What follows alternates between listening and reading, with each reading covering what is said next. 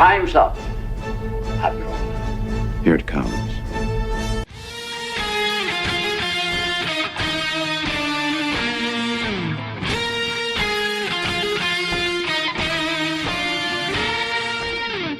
By the power of Grayskull!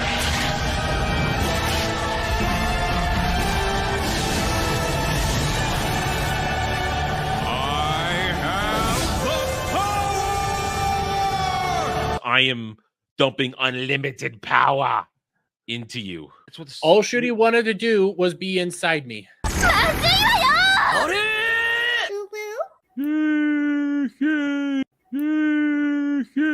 It was one of the first James Bond movies I watched, so I have a bit of a connection to it. And That's Dermot's excuse. I don't fuck. It was their first date, Adam. Shut up. I will stop bringing it up. I don't give a fuck what that wannabe VTuber cunt wants to say. Okay, let me have my moment.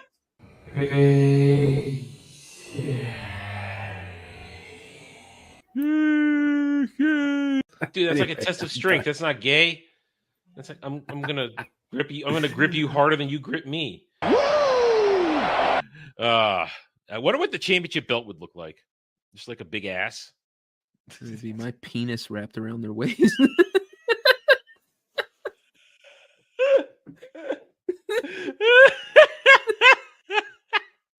We named zombies after you in that game. Yeah, Rightfully so. Yeah, I mean, they're these big fat bloaters that sun themselves and they just lay there. oh, those are the things that come out of my rainbow's ass. Adam, you being Worf is cultural appropriation. I won't. Cultural appropriate my dick. I don't care. I will have earned my riches and my surly attitude by the time we get there. If I were going to culturally appropriate your dick, you'd have to go get that surgery. To get Oh, good lord! Here we go. Yeah. And that is just. Oh god, those eyes, dude. Those eyes, man. Those eyes. Pretty eyes. I'm not looking at them eyes right now. You know what? I know, but she is a total package. She is a total package. I usually can have my think package. Ryan. I usually think Ryan is very cringe when he says this, but she can shit in my mouth. Whoa, God, Dermy! Why do you have to ruin What this? the fuck? Why Ryan do you says that this? shit. Fuck, Ryan I know, says but this shit. If Ryan jumped off a bridge, would you jump off a bridge? But you just For her, yeah. would. Here we are worshiping this beautiful woman, and you're talking about German shit eating. I mean, come on. Listen. I will drag my ball sack. No, listen. 100 You miles listen to worth me. of Shut the frickin' fuck up. broken glass, salt, and lemon Shut the juice fuck up, just Jeremy. to smell her farts. We're not on your goddamn stream. We're on Adam's stream. We're Wow, I supposed to am- respect the man's Thanks- house. You don't take thank- shit in his goddamn fridge. Shut your mealy mouth. So that's the original thing of shipping. The problem is nowadays it is morphed into a weirdness where you have stans, these fake fans, who will take characters that have no reason to be in a relationship whatsoever, gay or straight, and they will ship them together to be in a relationship. And most of the time they want it to be gay. A few moments later. It's essentially Hang when you on, get somebody who hang on. takes individuals like D-Day Cobra. Okay, you see Oh Jeremy God! there. Don't make them And then they kiss. take No. Ryan. Stop it. No, shut up. Shut up. This So they is take worse than swear to you God. kissing and they Ryan. start making fan All art of maybe Ryan bit. Wait, no, okay, this is Jeremy. This bent isn't going over to take and- away and from you Ryan making like out this. with Ryan. Let him finish. Okay? Ryan like this, or the other way around, and sometimes 69, and it's just a bunch of internet freaks saying these two should be together. Beat down that Sauron. Oh my God!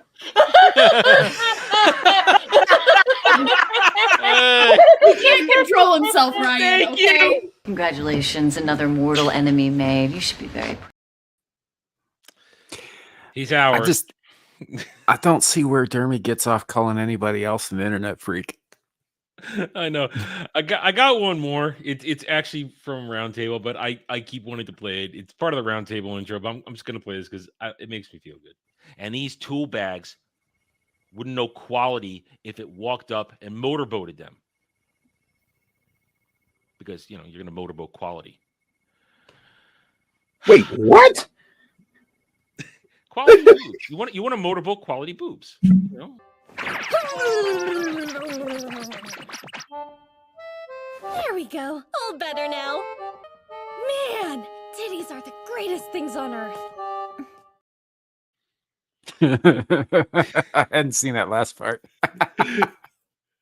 Poor Dre never knows when I'm gonna totally steer it away from normalcy.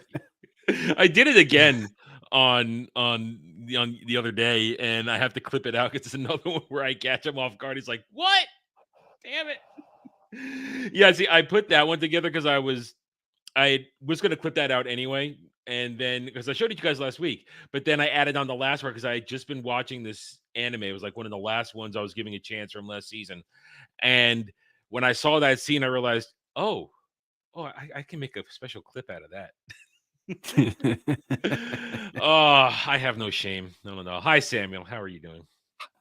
Not too bad, not too bad. While the intro was playing, I proceeded to get my ass kicked by the one of the first early bosses in Sekiro. Brutally. It was sad and pathetic. So that's how I'm doing.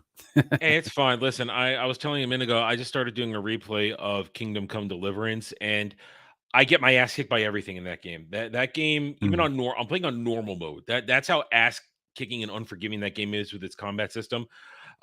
Gradually, as you get better, you get strong, you can fight. But man, I can't even beat a dude with fists. I'm wielding a sword and I'm hitting him, and he doesn't going down. He just keeps punching at me. It's sad. That game hates you in the beginning. And I know I can get better because I did play it somewhat before my old save file got lost, but it's a while. It's unforgiving, but it's something to do. Because see, I got full of myself, right? So I platinumed Elden Ring, and then I platinumed Bloodborne like a week and a half later, and I'm like, you know what? I'm on a bit of a roll here. I'm gonna give this this Sekiro thing a shot. I was never really interested in the Dark Souls games, but you know, like the Sekiro looked kind of interesting, so I get into that, and you know what? There is no normal mode. There's one mode, and that mode is you die. You know, and it's oh, and it's got consequences for that shit too. It's not like you don't just die and then come back and die and come back. You've got like, you can resurrect once during battle and all that stuff, but every time you do that, it gets a little weaker. And when you die, right? So you've got this, you got a 30% chance of like divine Japanese gods, you know, preventing you from losing your gained experience and cash and all that shit on death. That chance drops if you die enough times, because then you get these little items that are basically tokens from people around the in-game world who have been essentially cursed by you sucking the life force out of everything to resurrect yourself. So like the world gets sicker the more you die. It's like, oh, okay, so it wasn't bad enough that I'm already embarrassed this is happening over and over again, but now you got to shame me because other people are fucking suffering because of it too. Great. I guess that's the twist of that game, huh? Yeah. There's Devil. Hi, Devil. What's up, guys? How you doing? I haven't seen you in a couple weeks. You okay? You okay? Yeah, no, I've been going all day. It's been crazy. That's understandable. Welcome to Mellow Mondays, everybody, where we seek to be retarded nerds and punish each other. Yeah, Samuel, I do have a top 10 tonight. I do. I know you do. I knew it was coming though, because I had, you know, I spent some money I probably shouldn't have to talk shit to Adam during his roundtable show yesterday. I don't know how. I listen. This top 10 actually hurts me a little more, but it's simply retarded in its premise and its results. So I will share the pain when we get it. Top 10 places tentacles have been found where they shouldn't be. That's just Samuel's weekend. Yeah. Welcome, everybody. We hope you've had a good Columbus Day, or we'll just call it you got conquered day too. Call it that too. You got conquered. No, it's Columbus Day. Fuck them. Yeah, you got conquered day. So happy Columbus Day. Hope everybody had a nice day off. We are here we got a couple topics now. I have two legitimate topics besides whatever nonsense we will get up to. And let's see. Oh, one other thing. I found this, and it might be interesting just because it's a disaster we know that's coming. A $400 million plus disaster. Black Falcon, Captain America. Mm-hmm. And, we're just gonna wait and see how bad it is. But also there was leaks of the possible story. You guys want to look at that? Sure. Start with that. I mean, I'm not going to watch the movie, but sure. Yeah. I'm going to watch it so that I can discuss it. Essentially, I'm not going to do a video on it. I don't want to be unable to give a proper take on it because let's be honest, that it right when the year starts, it's going to be prime. That's going to be prime rib, dude. It's going to be fresh meat with one flop. It's going to be the first flop for Disney of the year, and then followed promptly by Snow White live action. So, not passing up. So we got. It's a rumor. It's an alleged leak, but these things tend to be right at this point because they sound so absurd and stupid that they just are. So full plot for Captain America: Brave New World allegedly leaked. So we'll go right to it. This after coming off last week, where test screenings apparently happened. They finally did test screenings, and they were not received well. Let's just say, God damn it, spot on my glasses. I can't read when there's a spot on my glasses. It's annoying, especially when the screen it's a white screen. Then you see them all. Okay. Full plot leak for the film was leaked and shared to the Leaks and Rumors subreddit by user Elmino PQR, whatever. All right. Movie opens with Sam on a mission going after the Serpent Society. They were supposed to lead Sam and Joaquin, that's the new Falcon, because remember, Sam is Black Captain America, to the buyer of the package, Adamantium. So this is how Adamantium is getting introduced to the MCU from the giant celestial that has been frozen in the sea for how many years now? Why didn't they just go with, Uru, which has already been introduced into the fucking MCU via Thor's hammer, which actually is a celestial metal. Adamantium occurs on Earth. Mm-hmm. Well, they're retarded. So Giancarlo Esposito's Sidewinder, who was the final round of reshoots when they put him in there, he was not originally part of the movie, has some nuns hostage and spouts very generic villain dialogue. Secure the package, take no prisoners. Sam fights the Serpent Society dude with golden fang knives. The guy has super soldier strength, but Sam beats him before most soldiers arrive. Sidewinder gets away. So let's remember, Black Falcon Sam has just his tech. He's got nothing else. Yeah. That's it right there. Fucking everybody else has super soldier strength, apparently, though. Yeah. So Giancarlo Esposito, he's going to get away, apparently. And next, Sam then takes Joaquin, new Latino Falcon, to be trained by Isaiah Bradley. Remember, Isaiah Bradley was a forgotten super soldier that they revealed in Black Falcon and the Winter Soldier. And I know from watching other people's reviews, he was introduced the forgotten black man before or after. No, I guess it was after. I guess it was after. It would have been after Steve Rogers, but so in the comic books, Isaiah Bradley is a thing. He's been around for a long time. He ends up having like his grandson becomes like Patriot way down the line. And all that. And he was a super soldier and all this stuff. But I think in the timeline, Steve Rogers was the first to receive the super soldier serum because it was brand fucking new. It didn't exist before that.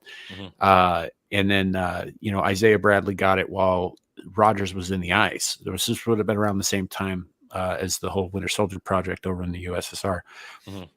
And so he was, out there doing his cap thing. That's why he's, old and all that stuff. But what that show did was that show turned it around and made it this whole Tuskegee fucking experiment bullshit that it never fucking was. Like Isaiah Bradley was a great character on his own, who was just, a superhero, and a patriot, and he, and all that stuff. He wasn't forgotten. I think he died. Okay. Well, Black Falcon, Winter Soldier had to make it about racisms, had to make him the victim and all that, which is how they introduced him in the MCU. So they're going to take him to Isaiah for training, followed by a training montage of Sam and Joaquin and Isaiah throwing around punching bags. Oh, okay. All right. Sam is invited to the White House. He decides to bring Isaiah and Joaquin, and they party in a limo on the way to the White House. Please let that be true. Please let them be partying in a limo on the way to see Harrison Ford. They take a picture with President Harrison. I like how he calls it President Harrison Ford. I like that. President, get out of my movie. President Harrison Ford. Harrison tells Isaiah, "I gotta do the Trick and Pony show, but Trick and Pony show, dog and pony, or whatever. But stick around. I want to get to know you better." From there, Ford's President Ross informs Sam that he wants him to lead a new Avengers team, which you've seen in the trailer. You've seen that trailer. Ross and Sam meet up, and he tells him, "I need you to lead the Avengers." Sam goes, "What if we don't see eye to eye?" Ross replies, "And we'll figure that out together." Okay, that's straight from the trailer. Next, the plot turns into the opening scene of X-Men 2, X-Men United. Ross is almost assassinated by Isaiah Bradley, as well as other mind-controlled soldiers and security guards in the room. Sam chases Isaiah out into the streets, where Isaiah comes to and doesn't know where he is. He is arrested. Okay. So somebody decided to pick the most broken and geriatric super soldier to be an assassin. That is retarded. I bet he's being mind controlled by the leader. It shouldn't matter. He's still capable of breaking a hip at this point. I know. But I bet it's the leader. He's a bad pick. Yeah. Well, they can't use what's the U.S. Patriot guy? A U.S. agent. Yeah, U.S. agent, because he's in the Thunderbolts movie, so they can't use him. Yeah. Thunderbolts movie. They don't have anybody else. Yeah, they got nobody else because they didn't do it right. Samuel Joaquin. Why haven't we heard from a woman who's like uber powerful yet? I'm feeling like they're missing something. We're gonna get there because they have the reappropriated Israeli superhero who's just an agent now of, I guess, not S.H.I.E.L.D. I don't know. Sam and Joaquin look at security footage inside the White House and see that Isaiah looks down at his phone and is hypnotized by flashing lights. That is so unoriginal. You can't even have him be brainwashed or controlled mentally by the leader. You just have to have him look at his phone. Jeez. So is it definitely confirmed that the leader is going to be in this movie? Yeah, the leader's in it. He was there for every reshoot. The dude who originally was queued up to be the leader from the first Hulk from the Hulk movie that everybody conveniently forgets about. Yeah, Mr. Blue. Yeah. That's what it was called in that. He's back as the leader. That he's officially back, and he was there for all three reshoots. Yeah. I wonder if they're going to give him the big butt head or if... Oh, I'd love to see that CGI. Tame that down. Okay. Later, see that the other soldiers and security guards in the room also get the same flashes on their phone lights. Wait a minute. Why are security guards looking at their phones during a presidential address? Or when they're on duty at all?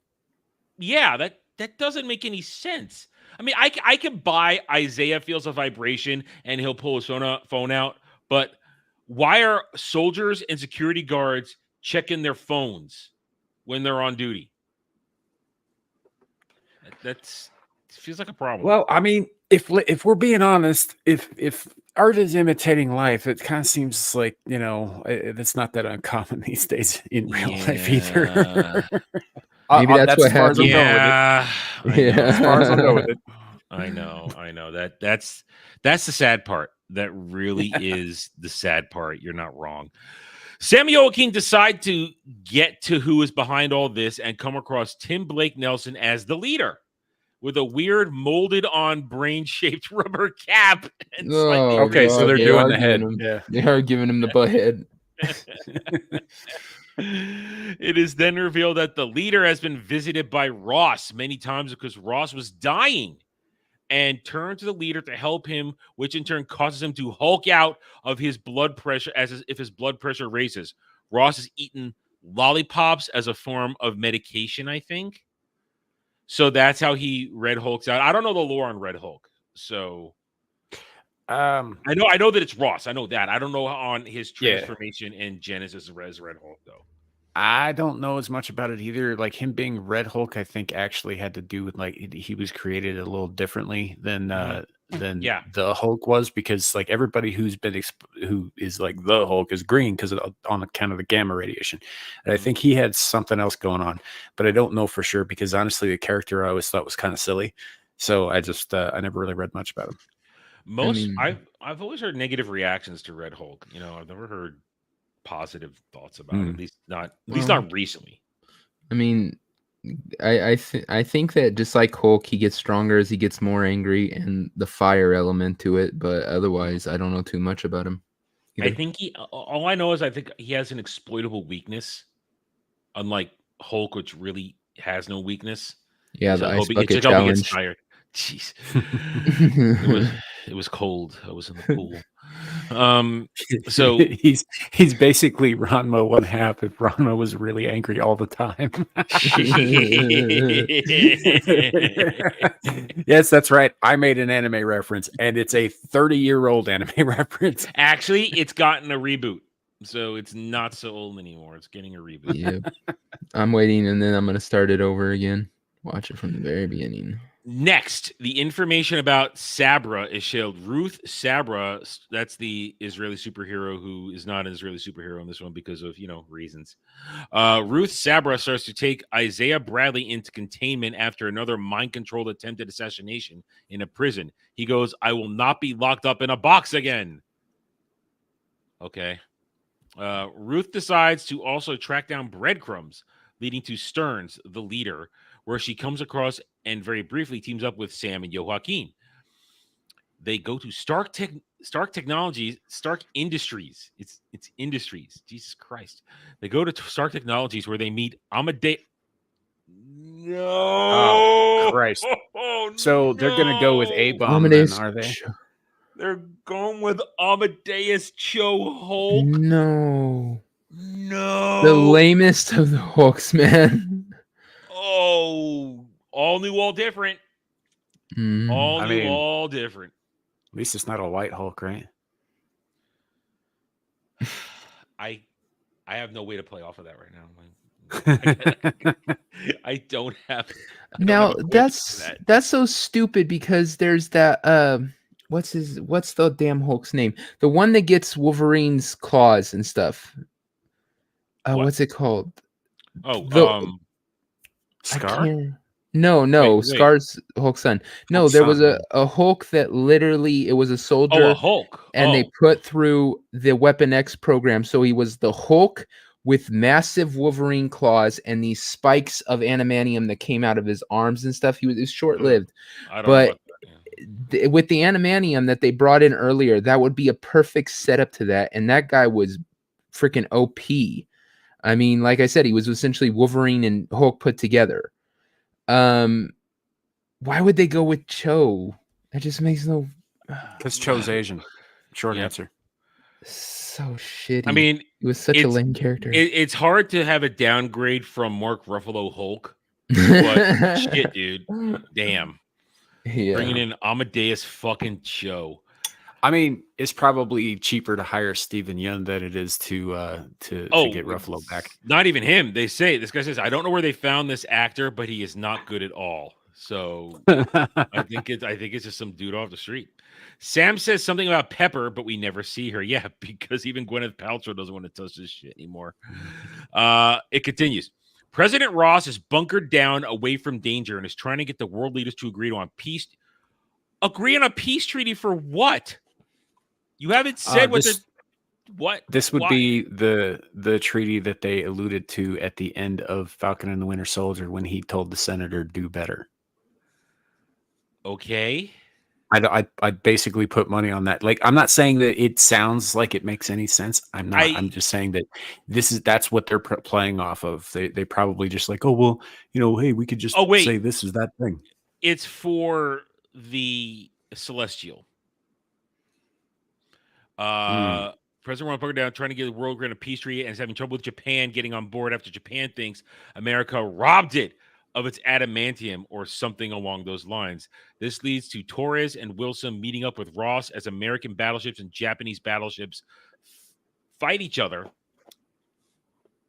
with each other as in a big set piece near the hand of Tiamut, that's a Celestial, in the Indian Ocean. Wait a minute. Why is there a fight? I don't get it. Why is there a fight between Japan and America? In the Indian Ocean, of all places. I know. Where neither of them has jurisdiction. I know. Unless the Celestial is some sort of contested ground. Also, since when does Japan have a fucking navy? That too. I mean, this is... All right. Big CGI-filled action scene that ends with Torres falling out of the air into the water, but then rescued by a medic. Here, I'm going to share this real quick. What? Let's see. There we go. And then that's the one, Weapon H. That's what I'm talking about. Fuck. Yeah. When did this come out? It was a couple years ago. I don't think it was like a 5 comic run or something where he was, but yeah, it's essentially Hulk with adamantium. It's just bursting out of him. It just kind of looks like Doomsday. It probably could kick Doomsday ass, but yeah, he was, OP because, like I said, he could just cut through anything essentially with the Hulk strength plus the adamantium. Nothing could like really stand up to him cutting through it and stuff. So does he have a human form too? Yeah. I don't know if he reverts to it back and forth, but yeah, he does. Wait. If he has a human form, then how does the adamantium grow too? Yeah, where does all that metal go? They didn't think that. I don't know. Through, did they? Like I said, I don't know too much about it, so don't count me on that. I'm pretty sure he had a thing. I'm not going at you. I'm not sure. It doesn't sound like they thought that one through. If he has, like, if he stayed in Hulk form all the time, like that would, I guess. Yeah. Well, no, it wouldn't, because they would have put the adamantium on him before they turned him into a Hulk, right? So wouldn't the spikes be, or the claws be much smaller than that? I guess. You're probably right. Maybe he doesn't have a human form. It depends when the healing factor happens. If the healing factor only exists when he's in Hulk form, then they might have not put it on until he was in Hulk form. I mean, that's fair. Yeah, I'm just thinking of because the metal itself isn't going to change size. Yeah, just because he does. Yeah. So that's why I brought that up. I mean, we're just trying to make it make sense here. Like I said, maybe I'm wrong. It's been a while, and like I said, I didn't really read the comics. I just kind of was following because I was all like, "Holy crap, that's pretty, crazy to mix Hulk and Wolverine." Kind of like said, OP. Yeah, it kind of makes sense too, though, because Wolverine's first appearance was as an enemy of the Hulk. Yeah.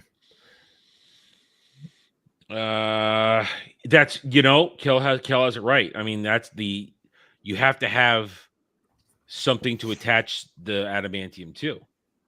Yeah. So like I said, maybe somebody doesn't understand the rules. It's just somebody doesn't understand the rules unless they gave him bone claws. Yeah. I mean, like if you go back to X-Men Origins, they just kind of jam swords into Wade's arms. That's true. Are we really going to try and count that movie as good and making sense? Didn't say it was good and didn't say it made sense, but it happened. Yeah. I'll give you that it's gay and that, like I said, it's kind of OPing something that's already OP. But like I said, it just would fit with this story better if they're bringing in Animanium. If they're already establishing Animanium, it would make sense that if they're going to bring in a different Hulk, that they would bring in one that deals but with they Animanium, haven't. I don't know, as like They haven't the established leader's project. They haven't established Wolverine yet. That's very true. So, I mean, because Deadpool Wolverine doesn't count. Yeah, they'd have to establish him as like Wolverine before Wolverine. Yes. But they did it with Venom, Venom without Spider-Man, and we still got that. So Sony, and that was always still retarded. a fair point, though. Yeah, it is retarded. That's exactly right. It's the whole thing's fucking retarded. The Weapon X program happened in the 60s and 70s, right? Wolverine had been around for, I don't know, 150 years prior to that, right? Running around with the bone, okay, and all that. Yeah. Kel says he was bombarded with the gamma radiation as they were fusing it to his skeleton. So that's just. Well, this is current day Marvel, so I'm going to call it game retarded. That's what we do. So their CGI battle, chick falls. Okay. It then alleges that the Winter Soldier. So they're going to bring in Bucky.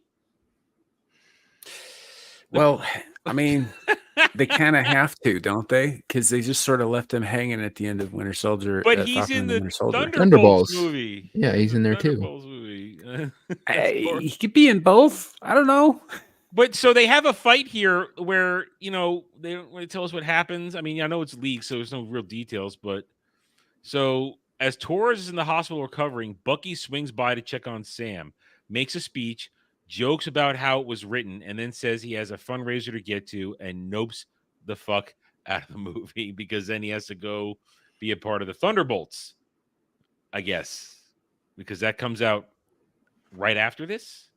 Yeah, because that's an exciting thing everybody wanted. Oh my goodness, yes. Ross finds out he is being set up by Stearns. Whatever happened to Juan Carlo Esposito's Serpent Society, dude? They just did those reshoots, got him in there, and now he's not in the movie at all. It's almost as if this is 4 different movies Frankenstein together. Yeah. Or a really shitty second season to a really shitty show that they didn't want to make into a show. Ross finds out he's being set up by Stearns to make Japan and the other world leaders not want to work with him because of reasons. Something to do with the Serpent Society stealing adamantium or something. I don't know. It wasn't very clear. But Ross goes to a press conference at the White House where all of a sudden the leaders' vaguely portrayed mind control sounds start playing through the speaker, eventually causing him to Hulk out, which what we've seen in the trailer. The leader then confronts Sam and subsequently underestimates him. Sam meets the leader, who admits his evil plan and thinks Sam will die because he's not Steve Rogers. Sam says, "I love to prove people wrong." Sam shows up on the scene with Rolk, I guess that's the short for Red Hulk, and the two tear up the White House. Very Jan 6 evoking imagery at times. Yeah, because as we know, that tour of the White House real bad. They eventually start hashing it out, and the fight culminates with Sam stabbing one of his wings into Ross's side, which causes him to transform back to Harrison. But he's still all scratched up, doesn't have the invulnerability that Hulk has. But, all right, but he's still really freaking strong. And there's no way Sam can take a punch from any kind of weapon. Yeah. And has Sam's wings changed from the original? Did they make them out of some sort of enhanced metal? Last I think from Black Falcon Winter Soldier, they gave him vibranium wings. Okay. I was just gonna say, how could he even without the heat? If he doesn't have the Hulk's healing ability, okay, he's still a Hulk. He's still, it's you can't just cut his side open with a freaking basic knife. It's not like it says he doesn't have invulnerability, Devil. He doesn't have invulnerability.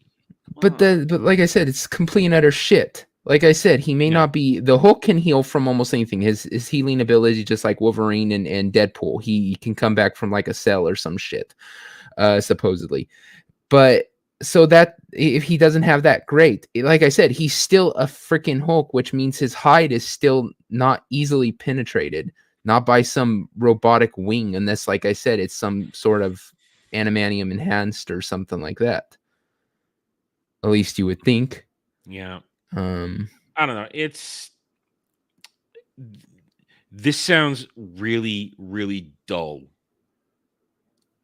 Both by the way you describe these things that don't make sense, and at the same time, the way this story is progressing. Because we have the Hulk Ross is locked up in the raft, is told by Sam, how does it feel to be locked up? Ross is like, well, at least I'm safe. And they made a point to have Sam literally say to the president, thank you for taking accountability for your own actions and turning yourself in voluntarily. Where Ross is met by Betty. They brought back Liv Tyler, who, according to this, looks Botoxed up to high hell. That's a shame. I mean, she's like 58. I know. It's been a while. You know what's funny? I can't believe they didn't put in there just because they're bitter little fucks. The presidential immunity. Like, Ross, you'd be in jail, but you had presidential immunity. just because of it, It also it kind of makes it annoying that they're gonna bring back Liv Tyler, but they wouldn't bring back what's his name? Dude who played Ross in the first movie. Fuck, just forgot his name. Sam Elliott. Sam Elliott, right? thank you. Yeah, Sam Elliott was it's I mean, they wanted to bring a bigger name like Harrison Ford in, but goddamn. That wasn't Sam Elliott. It was No, what's Sam Elliott? In the very first one? In the very first no, I'm sorry. It was Sam Elliott in the Sam Elliott in in the Ang Lee movie? No. In the Hulk? No, it was Sam Elliott in the Hulk one. They replaced him later. Yeah, with the guy from Newsroom or whatever his name was. Well, he's dead. He's dead. Yeah. The guy who was playing Ross in the MCU died. So I know. I think what was Sam Elliott in the Ang Lee one? Let me check. I could have sworn it was Sam Elliott. I think it was the Ang Lee one because in the Edward Norton one, it was the guy who's throughout the MCU. That was one of the things that tied Hulk in. Okay. I can't remember his fucking name for the life of me. For some I reason. just forgot it. He played I just forgot it too. Leto Atreides in the sci-fi Dune. Yeah. I suddenly can't remember anywhere because I'm having that. William Hurt. Too. Thank you, Cal. William Hurt. There we go. See, that's what the chat is for. Thank you, Cal. Yeah. So, I guess I'm curious about why they're including the Serpent Society at all. Yeah. It was like a reshoot. That's what it was. But it seems like they just threw generic bad guy group in there. Yeah, it's sort of like the inclusion of Hydra at the beginning of Age of Ultron. They weren't really in the movie. He was Ross in Ang Lee Hulk. Okay, yeah. Yeah, I was gonna say they should have gone to him though. That would have been an easy one. Easy. The reason that I ask is because if they were going to do Serpent Society could be a cool thing, could be a fun thing for Marvel to do, but they have to accept, obviously Hulks are kind of, like giant garish mutations or whatever, but they're not, they're already kind of accepted in this. They'd have to veer away. There's some seriously fucked up snake dudes in the Serpent Society. There's one dude who's half snake from the waist down kind of thing. They all wear these. Here, I'm going to throw this down.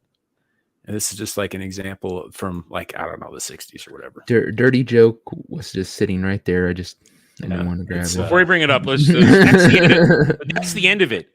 Sam visits Torres in the hospital. They joke about going to Wakanda to get new wings. And then in the stinger, Sam visits the leader in the raft, mentions some things about giving Hulk juice to Amadeus Cho. And Stearns goes, something big and bad is coming. And Sam is like, I'll be ready. And that's it. I said no such thing. So, I mean, goddamn, that movie sounds boring. And you just said it. Serpent Society, as you bring that up, Serpent Society, Mm-hmm. brought in to be something in the beginning for no reason whatsoever, all to get Juan Carlo Esposito in the movie. I think that's it. So maybe I mean, they're all snake themed, right? So they've already touched on a couple of these characters in Marvel properties, specifically in Luke Cage. Two of the bad guys in there, what was it? Cottonmouth and Bushmaster are both members of the fucking Serpent Society in the comic books. They call me the Bushmaster for different reasons. I ain't touching that. I wonder if he's saying, when he said something big and bad is coming and Amadeus Cho, maybe that's what they're planning for the next movie. They're already planning for number 3, and that's where you're gonna have, because Amadeus Cho does have a crossover, I think, with Weapon H. So well, I mean, they don't have time, because here's the lineup going forward. We've got this movie comes out in February. Then Thunderbolts. Then Fantastic Four. And then Doomsday. No, I'm talking about next phase type thing. They're not gonna make it to. No, I don't think they will. I think this is the death nail for this new Cap. I don't think they're. Yeah, I think it's done for. But that's not saying that they didn't have a plan. That's why I think they should just lean into the goofy shit like the Serpent Society. I mean, they're garishly costumed. It's bright colored. They look ridiculous. Some of them are mutant freaks. It could be like a fun thing to do before they go out with a whimper. Mm-hmm. We're looking forward at all of this, because they've got the rumors are starting to spread on what Doomsday is going to look like. Rumor one we heard, these actually a bunch of these just last week. The Tony Stark, the Victor Von Doom, Reed Richards relationship is not going to actually be a relationship. They'll have zero history before they fight in this. Mm-hmm. They'll have zero history. It's going to be the way Tony had to deal with Thanos. Oh, we're just going to deal with him. I have nothing, no real beef. Just he's the evil. Let's fight it. They say they're bringing back Brie Larson. They say they say Wanda's coming back. Man. There's no body with Wanda, as far as I know. Like you see her kind of die, but you don't really see a body or whatever. And that's generally the rule. If there's no body, there's no death. But with the Brie Larson Captain Marvel thing, I was like, are you sure that's just not cope from the rumor that she that Marvel tried to force her into Deadpool and Wolverine, and Ryan Reynolds said no? I don't know. Good man. All I know is that they are just stitching this shit together. I heard, of course, he's getting paid so much money. Robert Downey Jr. is literally got the most screen time in the next 2 Avenger movies, which makes sense. The man's getting almost $100 million to be in those movies. Seriously. So it's all going to fall apart. It's going to be, let it happen. I mean, have any of us gone back and actually watched Agatha the past 3 weeks? I didn't watch any of it. Well, I had my deal and I fulfilled my deal. I know. Yeah.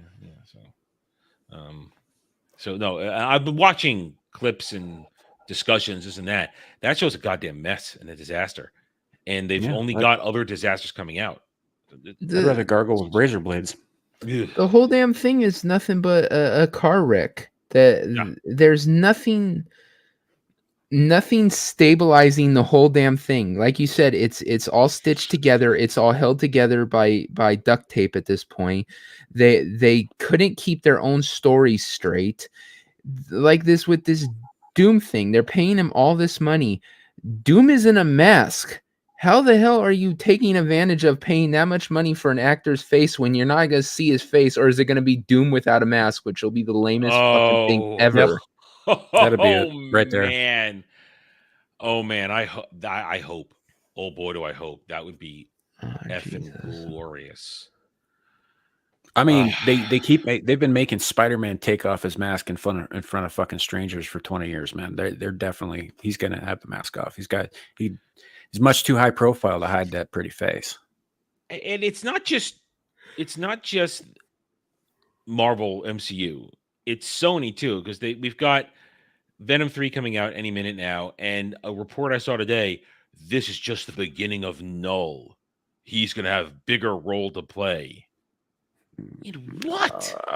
They've already fucked that whole thing up with Thor 4.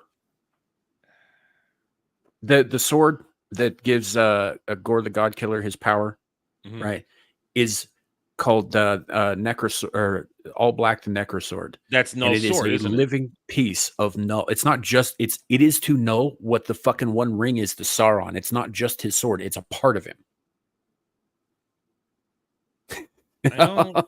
This is goddamn. I wish shit was good. You know, like Gore gets his hands on it because Null has been imprisoned by like ancient entities from prior to the dawn of creation, kind of shit. Because he's a threat to everything, right? So the sword's just kind of hanging out, and Gore finds it, gets his hands on it, and then goes on his god killing spree, and it essentially turns him into like his whole arc. Read the God Bomb arc in the Thor comics because it's actually really fucking good, and they completely screwed it up in that movie. But yeah, eventually he gets defeated, and that sword goes back to fucking Null when he gets out. You mean Taika Waititi didn't respect a good story? What? No, not even a little bit. I mean, how does that dude get work anymore? He's on the record of not respecting anything, publicly saying, "Well, I don't care."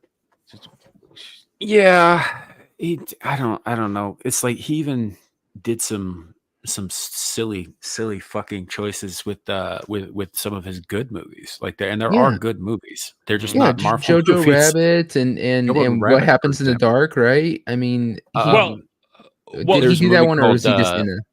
No, he both did it and is in it. Okay. Yeah, What We Do in the Shadows, and then there you go. Not Dark. The Hunt for the Wildebeest. Wildebeest is, or Hunt for the Wilder something or other. Anyway, it's a New Zealand film. It's very good though. But he done good work, but he isn't anymore. Well, he just did that remake of Time Bandits on Apple TV, and it's already been canceled. What? Well, yeah, we knew that was going to happen. It died before it even got off the ground. Like, people were upset about it, and then it just disappeared. So it was like no one really cared at all. But and you didn't want to see Lisa Kudrow in the lead as one of the Time Bandits. But the thing is that's how a lot of these directors have. I mean, it's the same thing with M. Night Shyamalan. You have a couple successes that blow people's minds, and then after that, you ride the next 8 movies on that. It doesn't matter that those movies are shit. It doesn't matter they keep failing. They'll be like, but it might be the next Sixth Sense, and they give them another movie until finally it blows up in their face. And hopefully, with how many flops he's had lined up, hopefully we don't have to see Taika Waititi for a while at least. I don't know. That's actually a good segue to next one. But before that, Ariel. Hey, Ariel. She's been back for a couple of weeks now. She with my channel. I've been trying to get you on Pub so I could show your damn video that you paid for that I missed, and you ain't been showing up. And I've been she was moving. She was moving. She got out of California. You quitter. They've been no. You know what? I applaud that, Ariel. Good for you. Yeah, her family got out of there, and she showed up last week, and I didn't tell anybody. And when she arrived on Ballbusters on Friday, Gal was all excited to have me interact. And I went, yeah, I know she's back. She's like, but you didn't tell anybody. And I went, okay. She was all angry. Gal got all angry at me that I forgot to tell everybody that Ariel. How the hell did she not know her spy was back? Right. Ariel for $5. We're watching his internet historian Brad's wife. So for $5, that is our our punishment. I don't know. I mean, Internet Storm wasn't so much a punishment last time, although it did make us question things. So thank you, Ariel, for the $5. That is our video for later. She's also calling Devil and Me the SS group. I see that. There you go. And hail and howdy, everybody else here. Thank you guys for joining us this evening. We love you guys. Keep on chatting away. We love you guys just to have fun while we simply mosey around the topics. So we mentioned directors, and I kind of teased this yesterday that I was going to do this. I caught this one a couple of days ago, and I've been. We all know how I feel about the Dune remakes from past couple of years. Not a fan. I have little to no respect for Denis Villeneuve because I think he's a hack. I think he doesn't really respect the material. And watch Dune 2 and you can see how he doesn't respect it. But he was talking Messiah with Deadline the other day. Let's read this. He says some things that prove that movie's a disaster. Dune Part 2, Denis Villeneuve and producers Mary Perrin and Tanya Lapointe took part in a panel. Lapointe. Like a duck sound, but with la on front. Yeah. Lapointe. Okay, sure. Or a goose or something. I don't know. Something stupid in French. Took part in a panel at Deadline's Contenders London this morning. This is from 2 days ago, which explored the journey behind their blockbuster hit. Yeah, fuck it. Each of the trio was asked what they hope audiences would take from the movie. Villeneuve said, I tried to be faithful to Frank Herbert's vision about the idea of a cautionary tale about being careful with charismatic figures and the danger of blending religion and politics. Well, you failed. Utterly. Because you butchered the story and the characters. So, and the timeline utterly. Yeah. They didn't, like things need to happen in that first book that don't make sense right away until later because of the way that Herbert set everything up. Yeah, and at the same time, you need to actually have the original story take place over the 2 to 3 year period that it does, not just a couple of months. And you need to not butcher Chaney's character. You need to have Paul not be a tantrum throwing man child. That's not the cautionary tale of a charismatic figure. His version. What's that little bitch that played Paul in the new movies? Oh, Timothy Chalamet. Shalamama. Yeah, Chalamet. That's it, Chalamet. He failed as Paul. He was not charismatic. He was a whiny, tantrum-throwing little bitch. There was nothing impressive about him as Paul, as opposed to other adaptations where Paul goes from being a boy to a man very quickly, and you see it. He didn't pull off the transformation also. Yeah, you didn't do any of this stuff right. You botched it. In Dune Part 2, Paul Atreides unites with Chaney and the Fremen while seeking revenge against the conspirators who destroyed his family. Starring Timothée Chalamet and Zendaya. God, she's just... I keep coming back to the sequence where Fade bombs the shit out of the Siege, right? While the Fremen are out on a mission and they see the bombing of it and it's destroyed their sacred well and whoever was left behind and that kind of thing. And that scene, there's supposed to be an offspring of Chani and Paul in that the original. That is why she reacts the way that she does, but it makes a whole lot less. I mean, aside from like, oh, they're oppressing my people, and oh, it's like they're constantly oppressing your people. She's not going to fucking like freak out like that, but they're white due to that. They're hard people. The Fremen are hard people used to suffering. She wasn't going to freak out like that. The reason she does is because she just lost her fucking child, which they left out of the movie fucking entirely, but they kept her reaction in, which makes no sense in the context. But then even her reaction is wrong. She doesn't break with Paul. She doesn't betray him. She is the most loyal to him, even more loyal than his own mother. So they destroyed her character for the sake of whammonism. Legendary Entertainment Chief Parent added, I think Frank Herbert was prescient when he wrote the book. For us as a species, as human beings, as we find our way through the world, as much as we advance, we're confronted with the same age-old things that make us human. Power, how we treat the planet. Go fuck yourself. How we treat our fellow human beings, war, resource hoarding. Herbert wrote those books in the 60s, and here we are today. Okay. No. So Go Villeneuve ahead. is a commie. Yeah. He's a commie. Look, what he's pointing out here, he's like, "Oh yeah, it's warnings about all this stuff," but hey, I'm kind of amazed he hasn't said anything about consumerism. Actually, no. This is Parent. This is one of the producers saying this. That's oh, okay. Well, Denny. Whatever. I don't. She could be a commie. She's fine. She can be a commie. Yeah. It's so fucking dumb though. I know. Parent added that the love story between this should be good. Paul and Cheney is central to the second film. At the heart of the film is a story of young people navigating their way in this world that they've been handed. That's something that I think Denny did a beautiful job with. The story of Paul and Cheney, they're just two young people in love trying to find their way through. No! Yeah, I mean, yes, that's the way Herbert wrote it, but they didn't handle that. They showed zero relationship between them. And also, Chalamet and Zendaya had no chemistry whatsoever.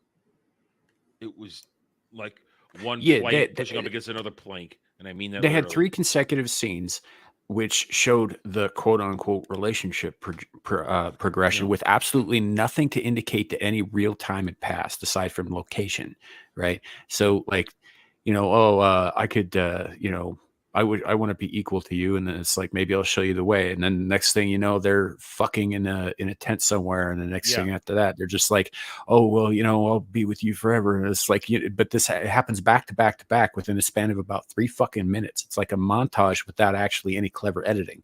And we know that per the movie, it's only been like a month. It's only been a month. No time passes.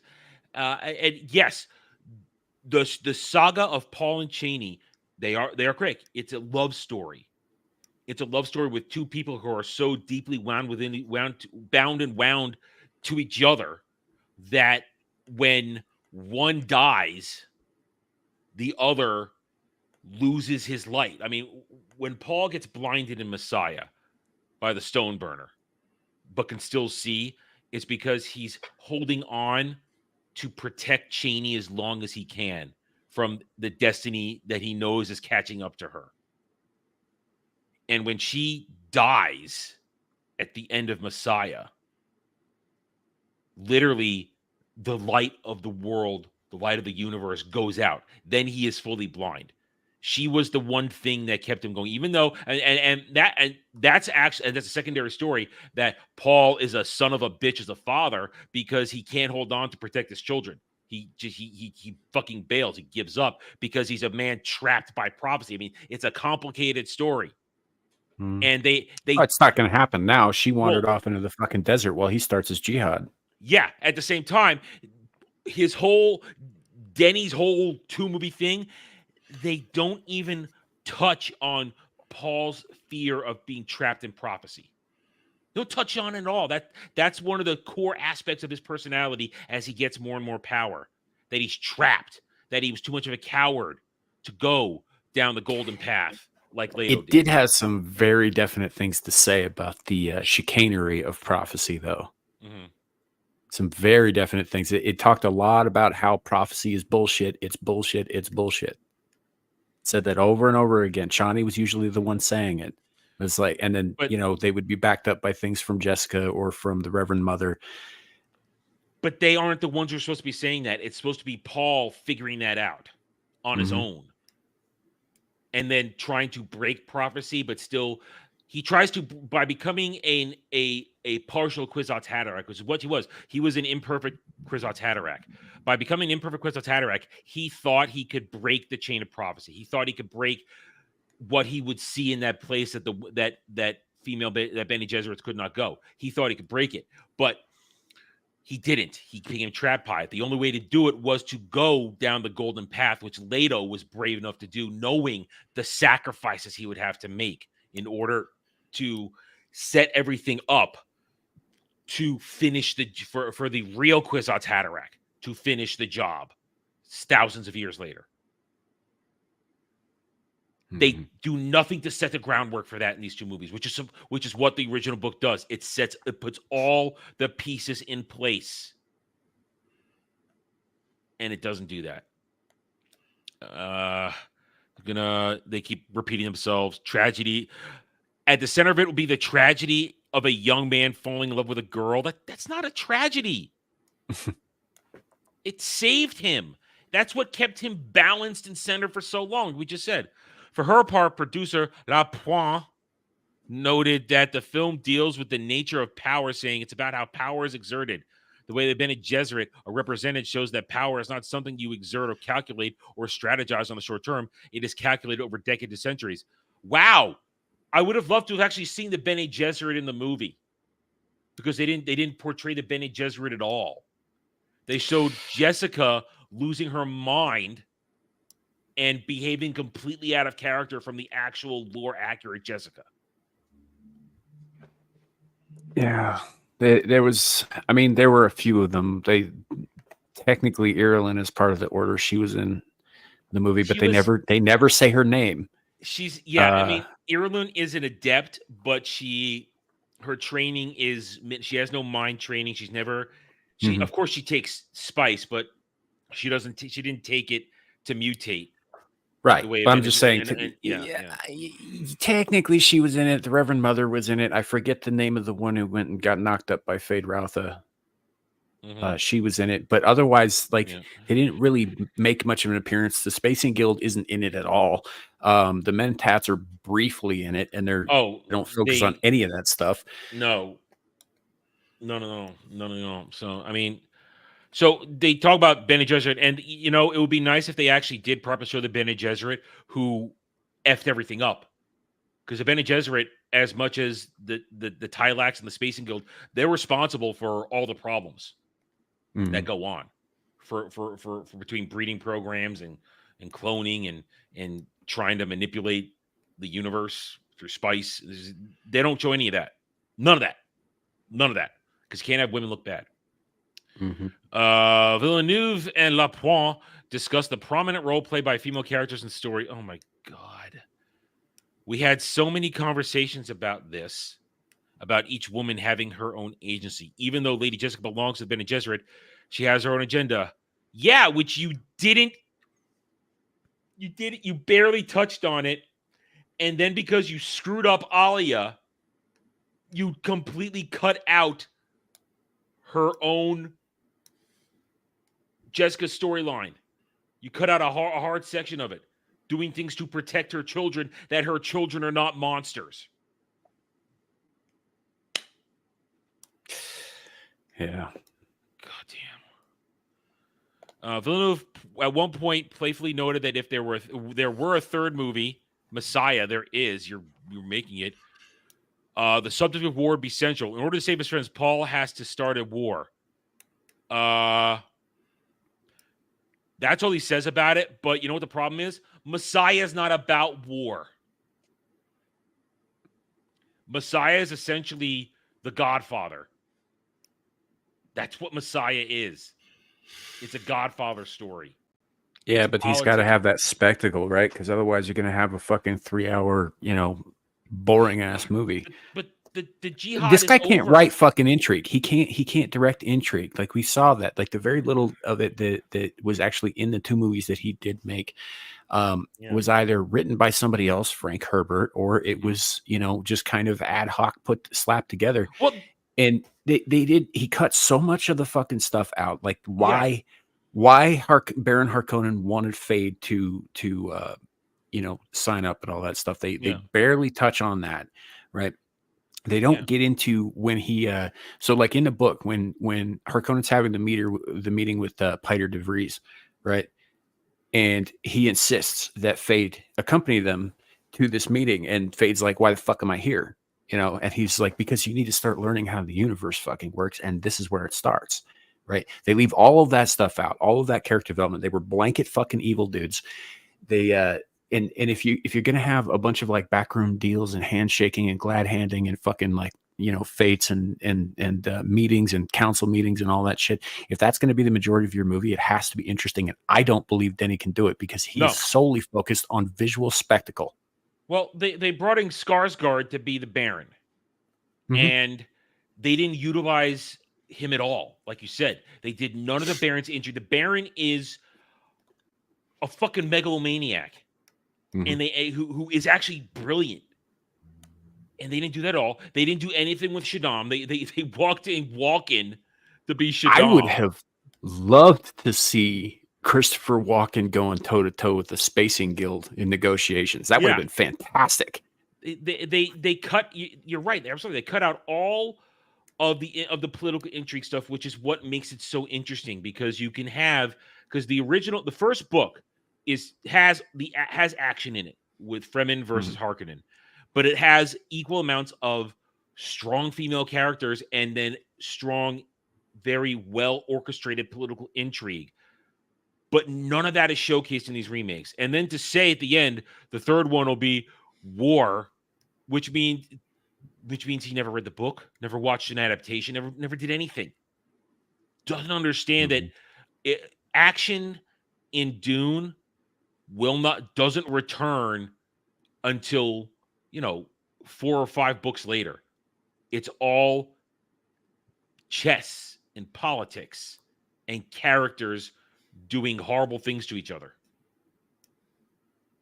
Yeah.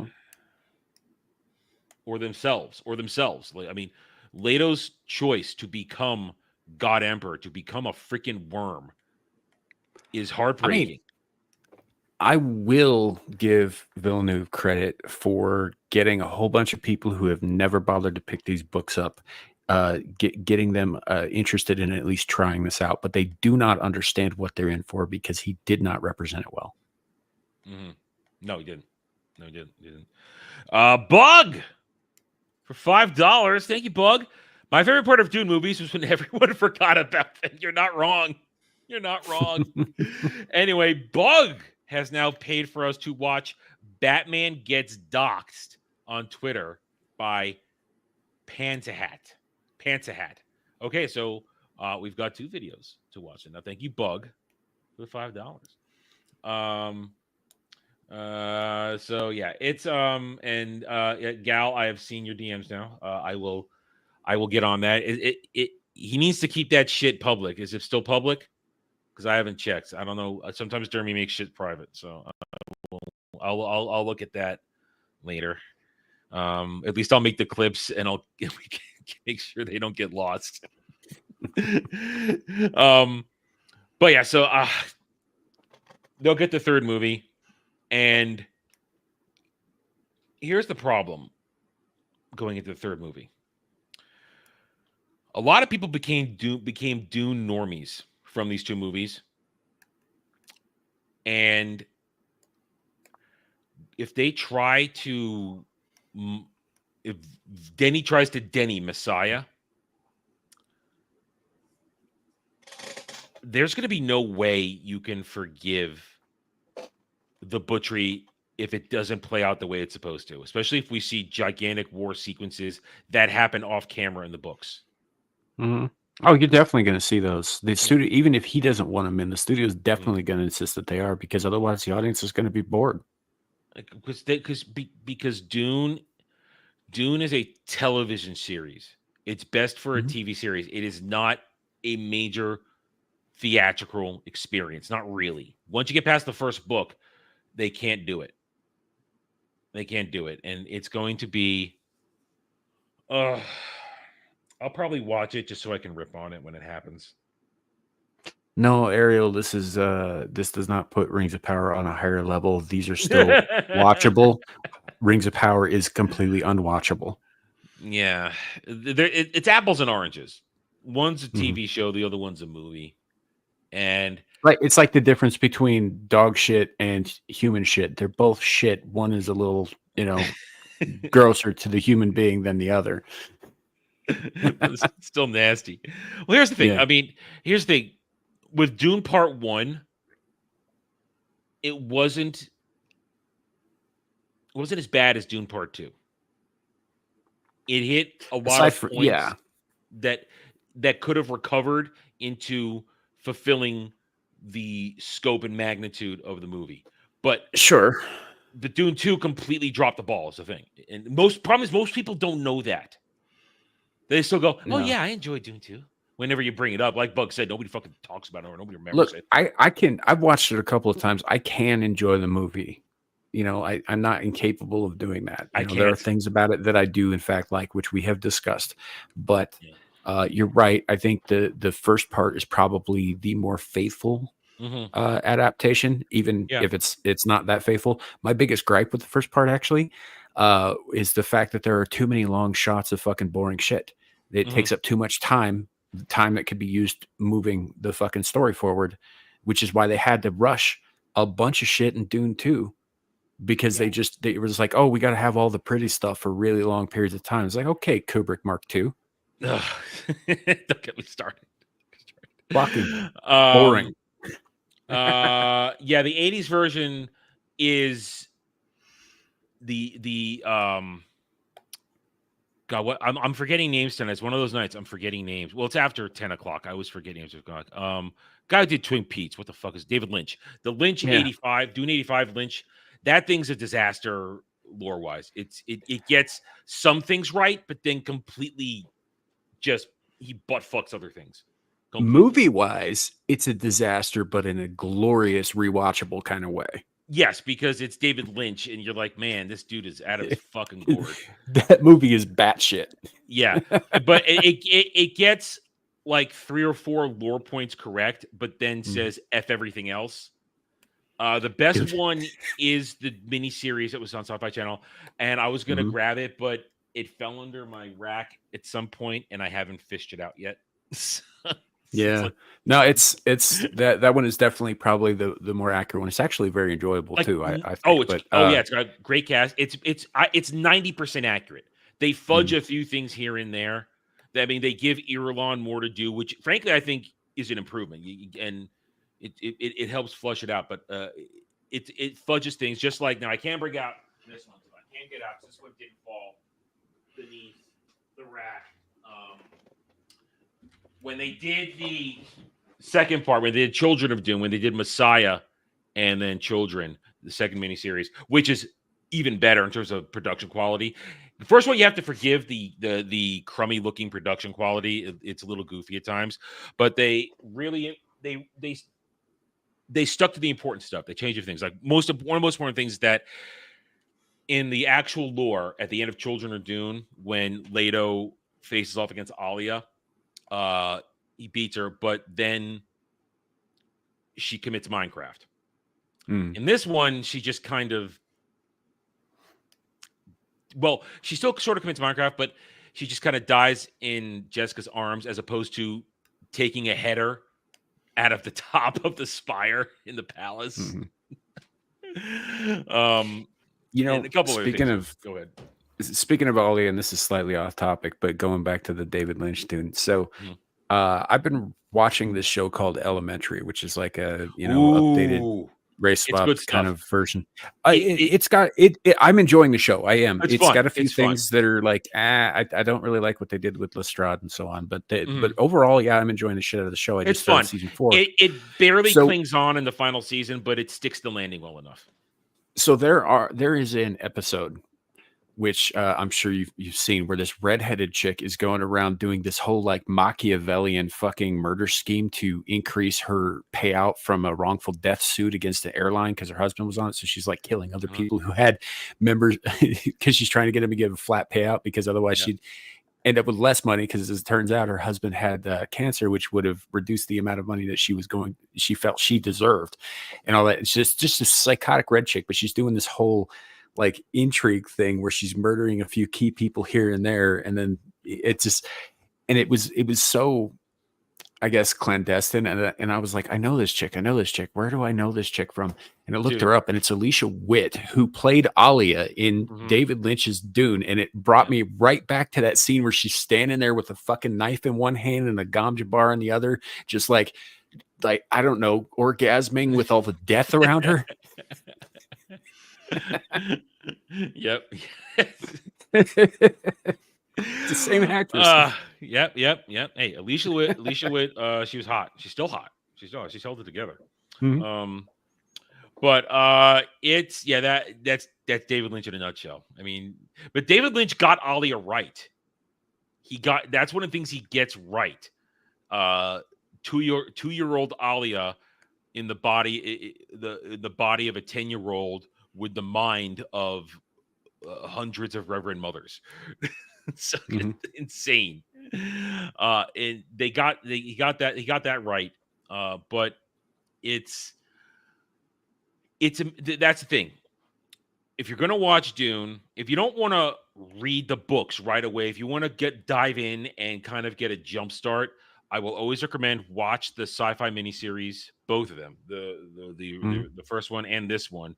They get enough right, 90% right, that you're not missing things, you're not losing key important stuff, and it sets you up to then go into the following books. Well, personally, I would not say go read God Emperor of Doom, because that is just kind of a weird history type of book. It's god awful and boring. A summary is good enough, and then go to the following ones. Then pick up from there and go all the way to the end. That'll be fine, because that's when the interesting shit really starts to happen. 1,000 years after Leto does what he does as God Emperor of Dune. But the only thing God Emperor Dune is important one is the real thing about important you get out of God Emperor Dune is Duncan again, Duncan. That's the important stuff out of that one. But it scores. And are you talking about the 85 soundtrack, which is acid? I love the soundtrack for the miniseries, especially this one. The soundtrack for this one is incredible. Brian Tyler, outstanding. Yeah, it's pretty solid. But I gotta kind of side with Kel here a little bit. That Toto soundtrack is pretty. Well, I'm not saying it's bad. I'm just saying it's like gonna fuck your mind. All right, Devil Ariel wants to know, what porn are you watching? I am not watching porn. I am working on a tattoo. Oh, you drawing it out? I'm adding color to a existing one that I might get tomorrow. Gonna say, if we start hearing a needle buzzing, okay, I see. Okay. If we start hearing a needle buzzing, but we don't see your hands above the camera, man. Vibrator. Did you guys catch? I caught it today. There was a video of some Twitch chick. She's trying to open a drawer to get a controller, but she opens the wrong one, and you get a blatant shot of her dildo in the drawer. Yeah, I'm talking about the most embarrassing thing ever.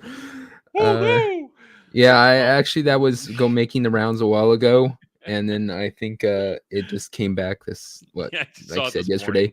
But yeah, dude, chick, fucking keep that shit somewhere else. I mean, or go whole hog with it like some of these other bitches. She should. If that's gonna happen, you got to lean into it. You just got to lean into it and don't be just make a joke out of it. Don't be like, oh no. If it's funny that Dermy's more responsible than her.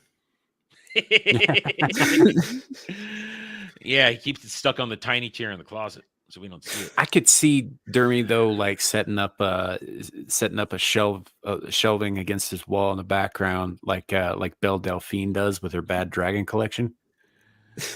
Oh, see, I only because of you I know what a fucking Bad Dragon is. Only because of you. I didn't know before you. Well, it's a company that makes, shall we say, excessively sized sex toys. Yeah, just. All right. Let's transition to what I guess is a play. Samuel brought this to my attention right after I actually saw it at the same time as he brought it to my attention a couple of days ago, and I said, "Yeah, I didn't do a video on it because it was for tonight." We got some news last week, end of the week. Amazon's doing their thing again.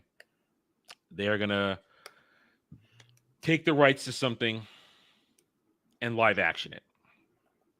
And they've brought on somebody who, hey, we go, yes, awesome. But I do not know what to make of the news that Cavill will star in an Amazon live action Voltron movie. I'm starting to think that dude being attached to things is a curse. Well, there's not to get too far, just to mention that she say that there's now a conflicting rumor to the previous rumor that says the 40K thing is dead.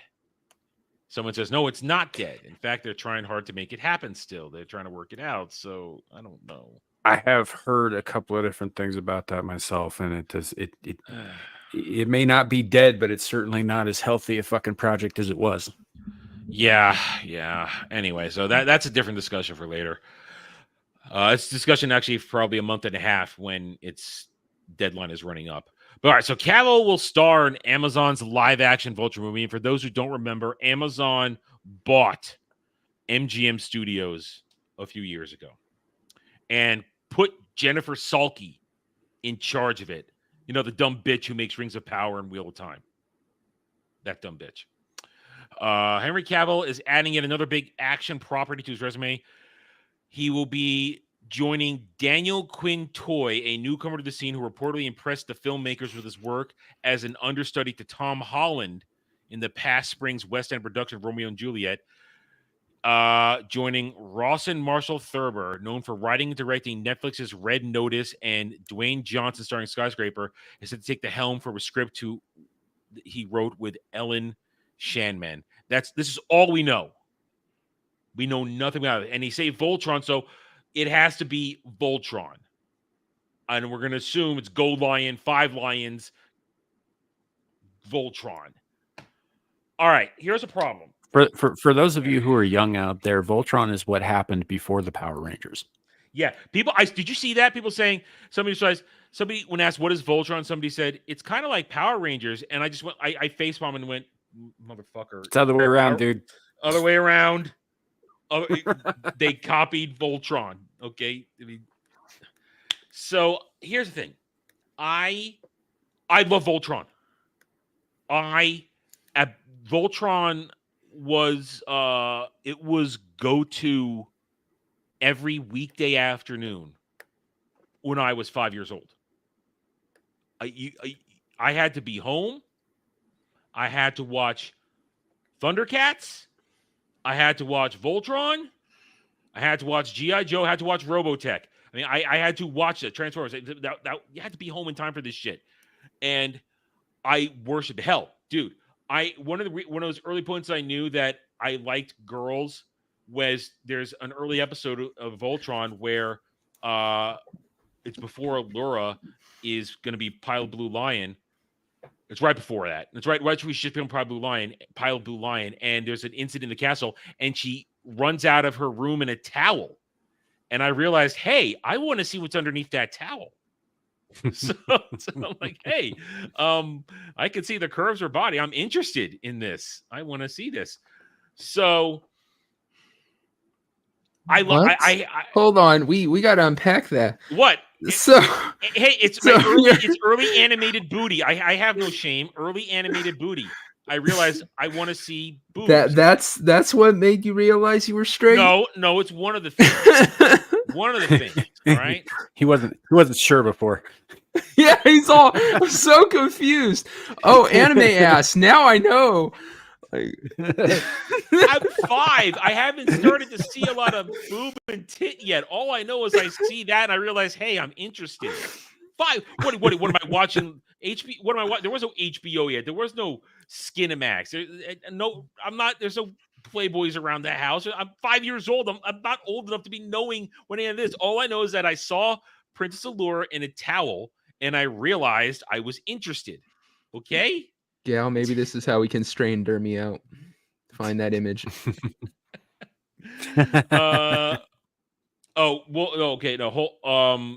Ariel, we will talk about the Netflix abomination in a minute. I'm getting there. I gotta go through. We gotta walk down. This is why.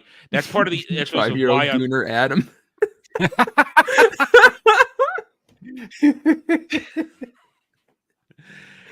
She was in a towel, man. It was clinging to her body, and I knew I liked it. Nothing had happened yet. I'm 5 years old, but I knew I liked what I saw. No, I'm not going to be ashamed. Not gonna be ashamed. Gonna be ashamed.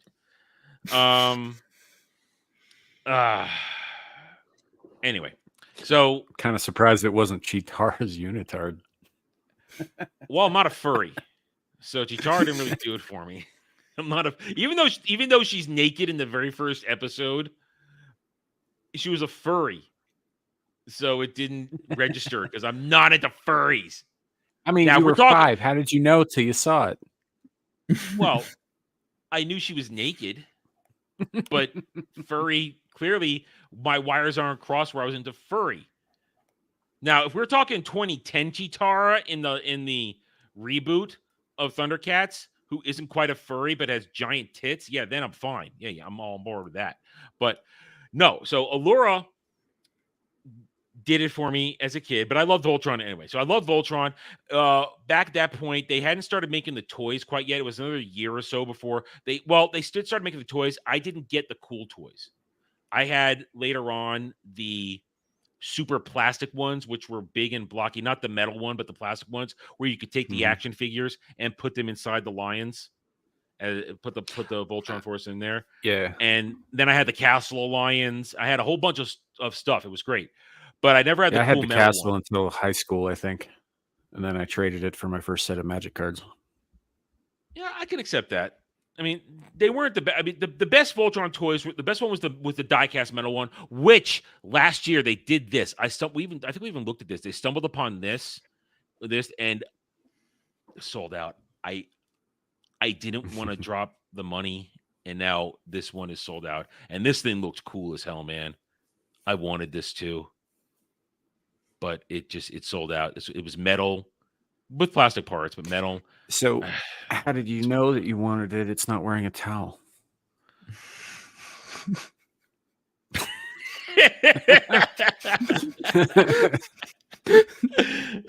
I have no joke to save myself from this one, so I'm gonna move on. Yeah, that joke was a bit of a slow burn, but we got there. Yeah. So I was all into Voltron. I even had one of my two favorite swords at that period of time was, of course, Blazing Sword and Sword of Omens. Now, I had a really good Sword of Omens. It was super hard plastic. You could put a battery in the hilt, and the Eye of Thundera would light up. It was awesome. But then the Voltron sword I had was basically wobbly plastic. And let's just say I went through 3 of those because eventually they would break off from the blade at the hilt because of just me beating the shit out of everything with it. But every day I'm sitting there watching Voltron holding my blazing sword. Take that how you will. And with Allura and the towel. And I loved it. I was into it for years. I was into Lions. Vehicle Voltron can kiss my ass. Stocks and Kleenex went up that year. Vehicle Voltron can kiss my ass. I am gonna just pushing forward.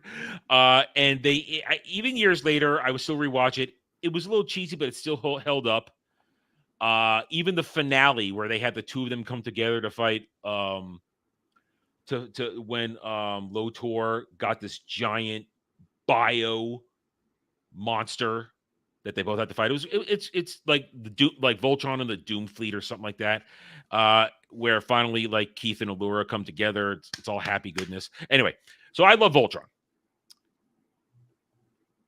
They made other Voltrons later on, which sort of continued the. Oh, there's Larry. Oh, sorry, Larry, I didn't see you there. Hi, Larry. Didn't see no you worries. I was gesticulating wildly. So then they tried going forward with the original Voltron Force in some like 3D animated versions in the late 90s into the early 2000s, and I missed that. Then there was another animated version which was sort of still close to it, and then it went dormant for about a decade. And then I'm laying out the history of Voltron so we can understand why I don't think this is going to work, especially with Cavill. Even though I love Cavill, I'm just laying it all out. And then Ariel brought it up, the Netflix adaptation, which dropped.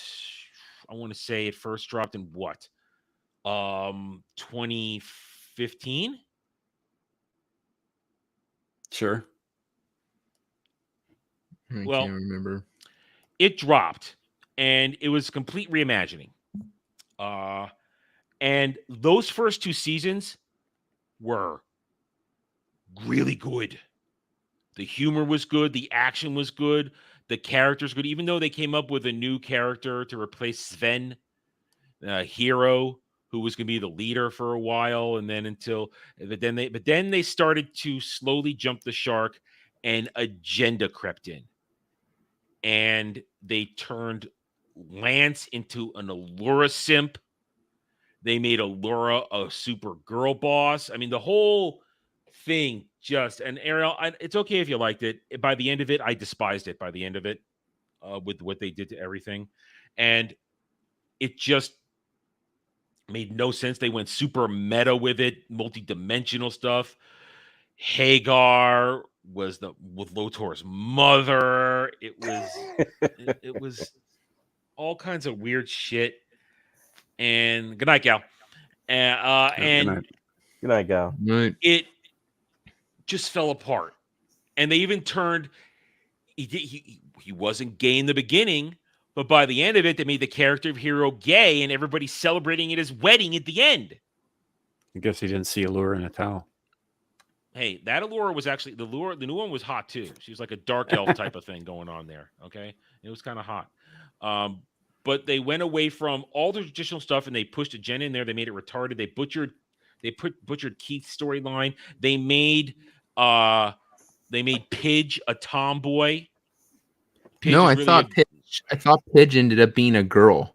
It was a girl. I think he's a boy for the whole time, and only for the first season. Then she reveals that she pretended to be her twin brother to get into the military. But then even when they reveal that she's a girl, she still doesn't pretend to be a boy. She just goes tomboy. I mean, it wasn't a trans allegory. She didn't identify as a boy. She was just pretending to be a boy to get into the military program to get out there. Yeah, to find her brother. The patriarchy. Yeah, to find a brother. It still reeked of stupidity, and the whole thing was just it fell apart because the first 2 seasons were not like that, but 3 through 8, agenda just keep piling in there. So here's the thing though. So that's the history of Voltron up to now. It's a little slapdash. I apologize, but it's Allura's towel aside. Original is glorious, and it's hit or miss from that point forward. I don't see how this works with Henry Cavill, because the Voltron Force, the team that pilots the Lions, they're all young dudes, Allura notwithstanding. Originally 5 dudes who were going to pilot the Lions. They get thrust into it, and they don't have any control, and they're the ones destined. It doesn't. Henry Cavill's in his late 40s. He can't play one of those. He can't play Keith. He can't play a Sven or a hero replacement. Sure as hell can't be Lance or Pidge or Hunk. Well, have you seen him in a towel? Have you?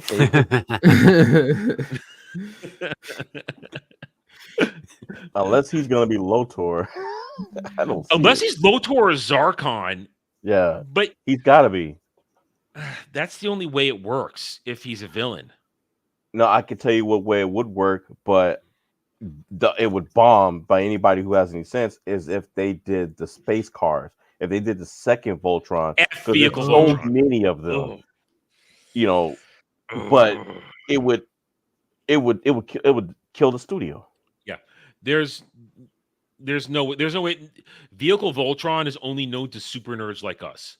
Nobody knows who the F Vehicle Voltron is. I don't know what it is. Oh, okay. So there was a second anime that had no connection to Go Lion that they made, where a second race of evil people, not Zarkon, were trying to attack Earth, but because Voltron couldn't get there, they decided to readapt it and say, "Oh, the Earth forces have made their own vehicle Voltron, made up of 12 or like 15 vehicles that will form a Voltron to combat this shit."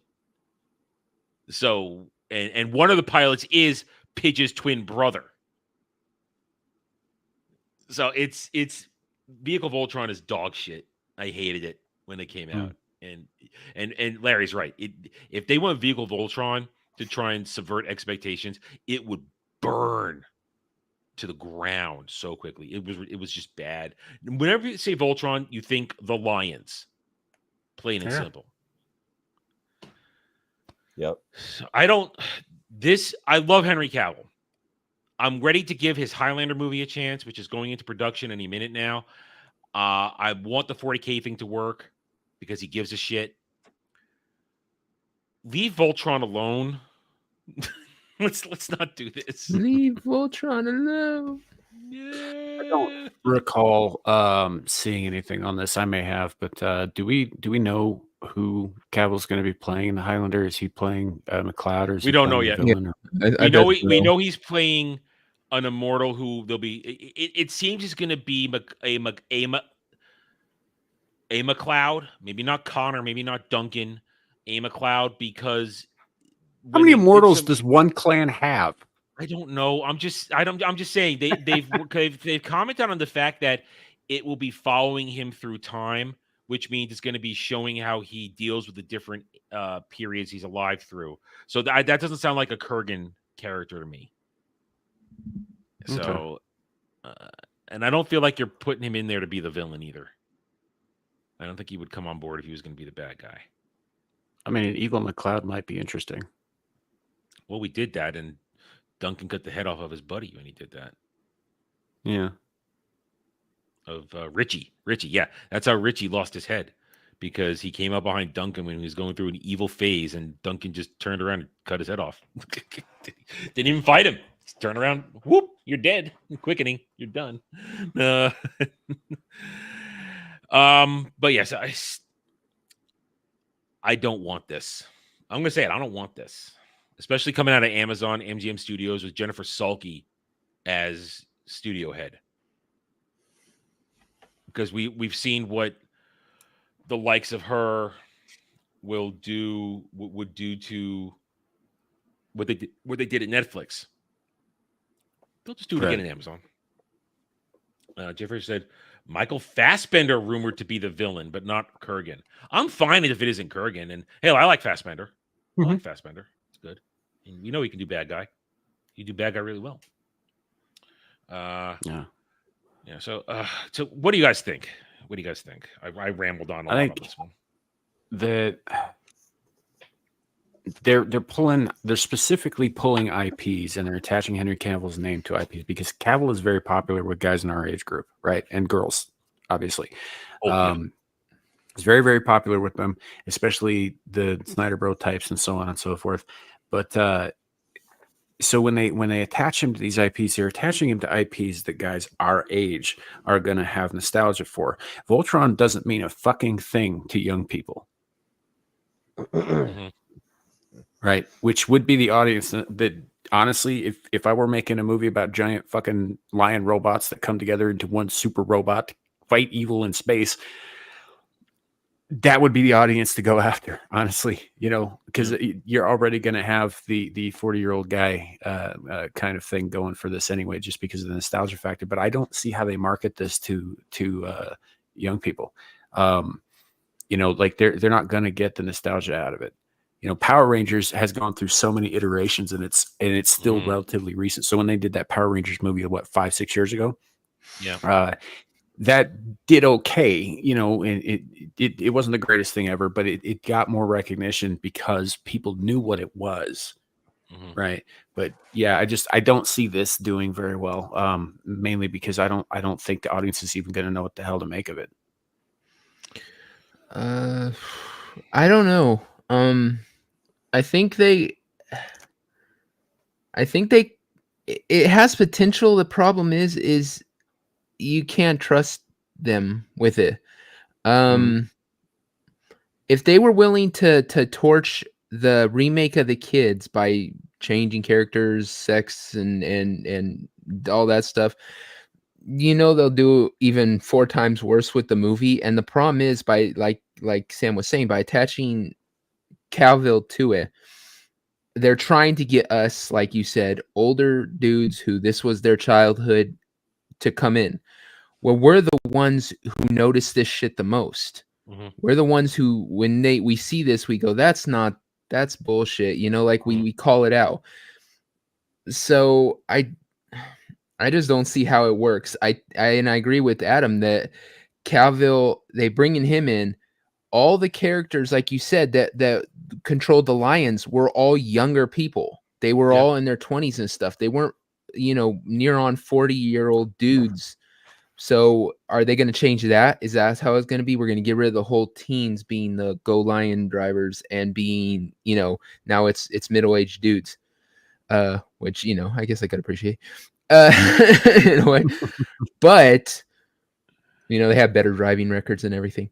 But yeah, I don't know how they could pull it off, especially now. This is after we've seen the turnaround that we have been seeing. So it's very much possible that they will leave agenda out of it, or at least the majority of it.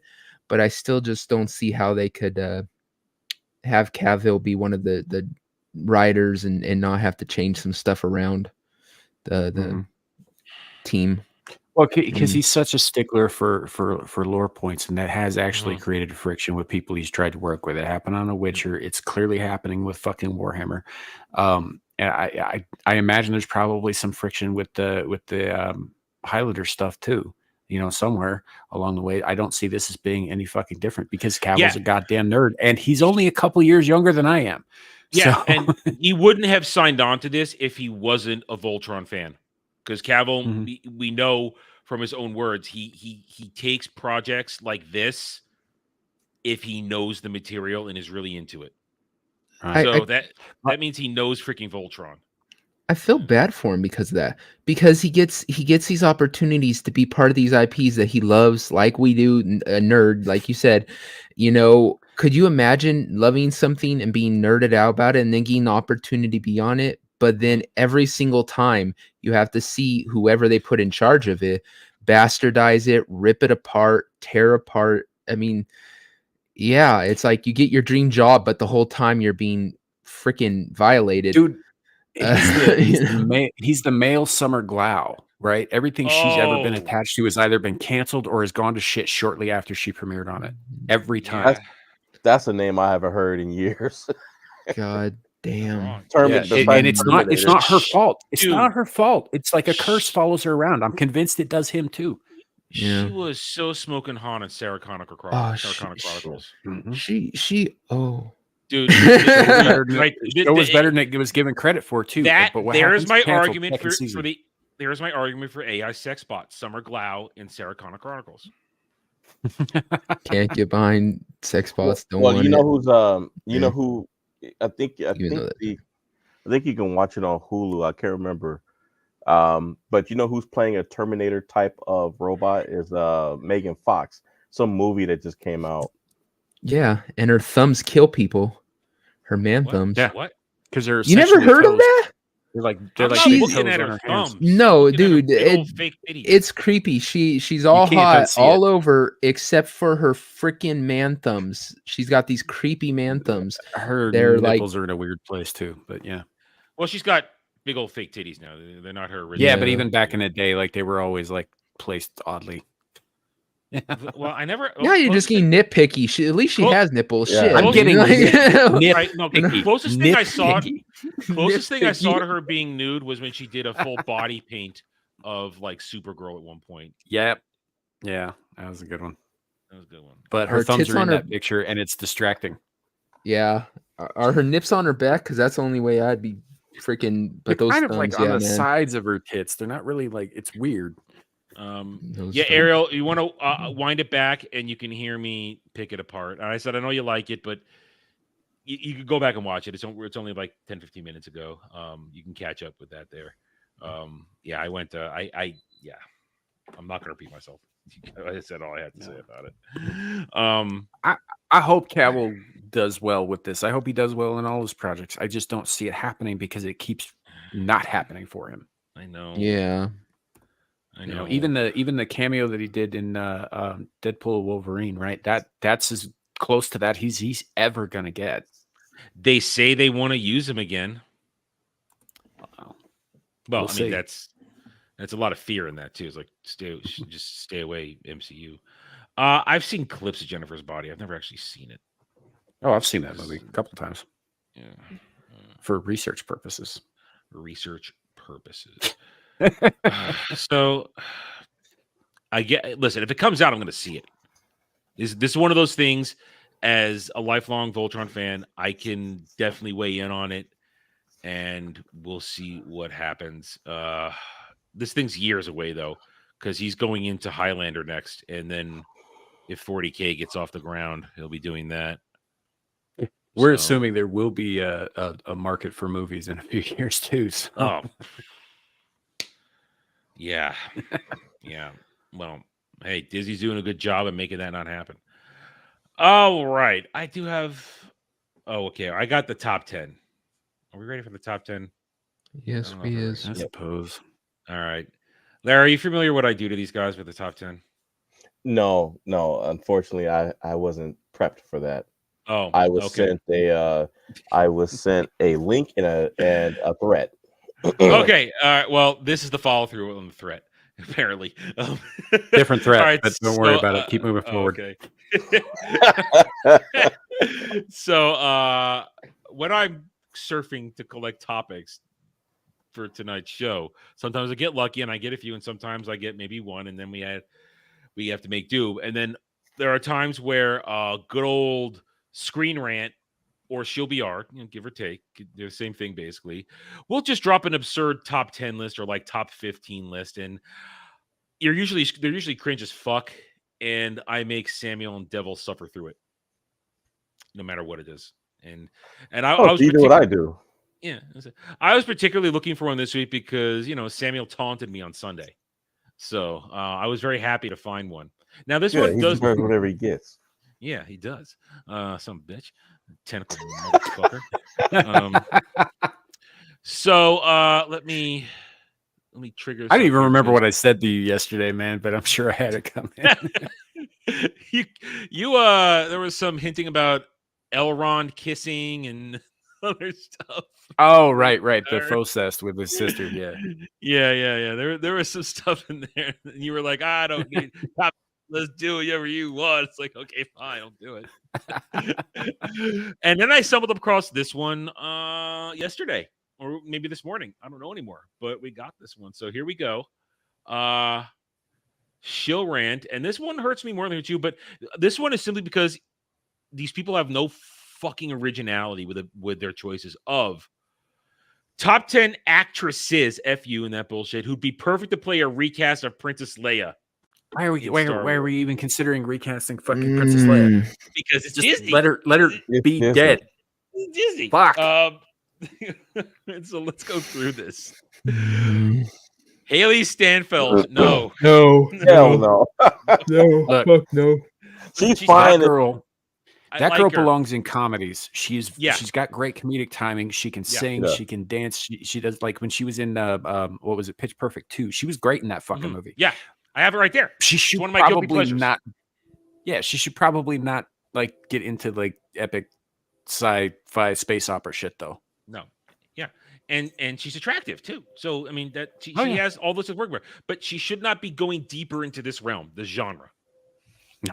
No. Stay away. And she's already too old. Like rom-coms. She'd be great for rom-coms. I think she's gonna be in what's the new Marvel movie that's coming up? It's got what's her name in it too? Thunderbolts. Thunderbolts. Thunderbolts. Yeah. The Thunderbolts. No, Yeah, I think. She might make think a that's her. cameo. She might make a cameo. Yeah, maybe. cameo.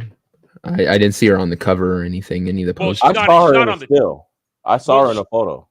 She's part of their setting up Young Avengers, is what they're doing there.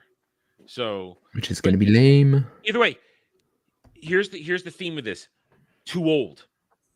Leia starts out the story as an 18-year-old. Carrie Fisher was 18. Yep. When they did this, so I mean, too old to begin the training. All right. It only gets worse. This only gets worse. Oh, Isn't she almost in her 30s now? If Oh not, yeah, and there's She is in her still 30s. nothing to tape down. She's almost 40, man. no Yeah. way. She's almost 40. There's no way. Oh yeah. Well, Daniel Well, Radcliffe is what, 36? I don't know. I don't know. All I I'm know gonna is look it that up right now. she looks like she looks like a cadaver now. Too. Emma Watson is 34. Well, she looks like she's 40. And bad 40. Yeah, Not like a hot and milk like I 40, said, but a bad there's 40. still nothing to tape down. Yeah. Because she's a vegan. She's a cadaver. So she's an ironing board. And what has she done? What has She hasn't done anything but fucking be an activist since she got out of the Harry Potter movies. Yeah, And she's been trying to conquer the patriarchy. Yeah, damn she did it. a couple of cameos. Like she was in this movie called "This Is the End" briefly, where they talked about And raping her, she's the and one then she came at everybody with an axe. Yeah. Then she pushed them over the edge. Yeah, I remember that. Yeah. Yeah, she was Belle, and she was terrible at it. That live action was terrible, and she couldn't sing, and it was horrible. All right, so no. I tell you, it's only gonna get worse. Oh No. God. No. Okay. You could drive a car between those eyes. Holy shit. First of all, look, I don't have a problem with Anya Taylor-Joy as an actress. I think she's very, very good. But the problem that we had earlier holds true here. She's too fucking old for this role. Yeah, and she can see predators coming from far distance.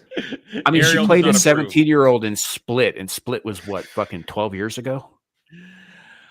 All I'm saying is this. I agree with Samuel. She's a good actress. She has a unique features. You know, it's a unique. She fit right in It's the nice Northland. way to say it. Well, I mean, if they were gonna do a movie for Naruto, she'd make a great ninja because she can see left and right at the same time. Hey, I'm not going to get the drop on her. Wait, Larry, there is a Naruto live action coming out on Netflix. There is. Are we not going to talk about that? It doesn't exist. Shut the fuck up. No, it exists, and we're going to talk about it when it happens. Damn sure.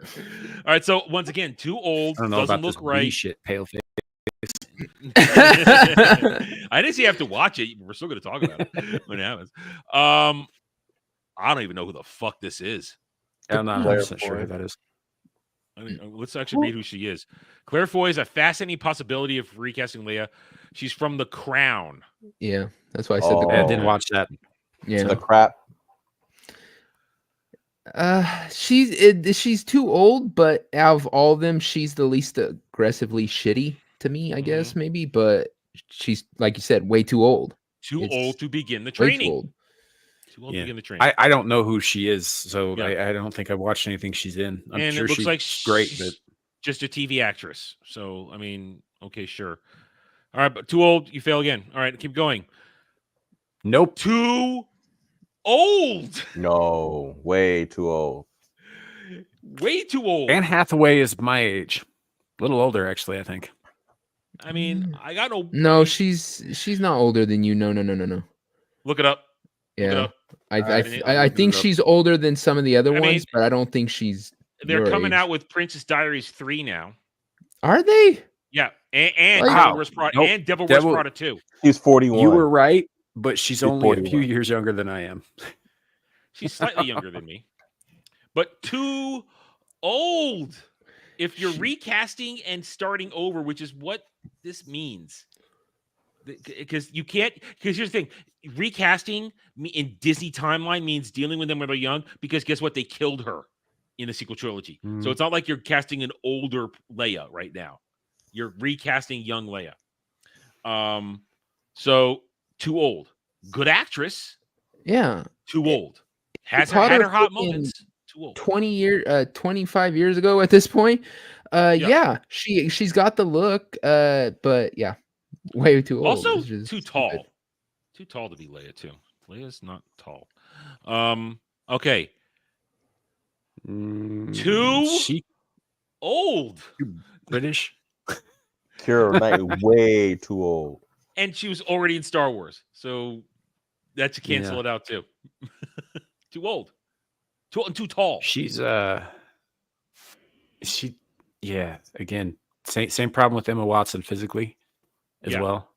Yeah. And I just have to say it, banger of a three-way. Keira Knightley. Wait. and, yeah. Hold on. If you could get the three of them. All right, Devil. Let's what are we talking about here now? them two and me. Oh. Yeah. Okay. Yeah. That's what I thought. I thought it was all like, man, Keira Knightley is so fucking All right. hot. And then, oh. Just to Let me think. confirm, let's go back. Kel's asking, are we talking poster and Jedi and TFA and pre-TFA movies? Most likely, yes, because that's the only window that Leia exists in the Disney Star Wars timeline. Or if they start to redo the original trilogy. So let's go back to the top here, see what they're talking about exactly. Speculation is that Star Wars will recast Leia has been growing. These 10 actors will be strong options into Carrie's role. The future Star Wars seems increasingly demand Leia be recast. So they would be doing it as a post Return of the Jedi. Problem is this. At the very least, Leia's in her 20s after Return of the Jedi.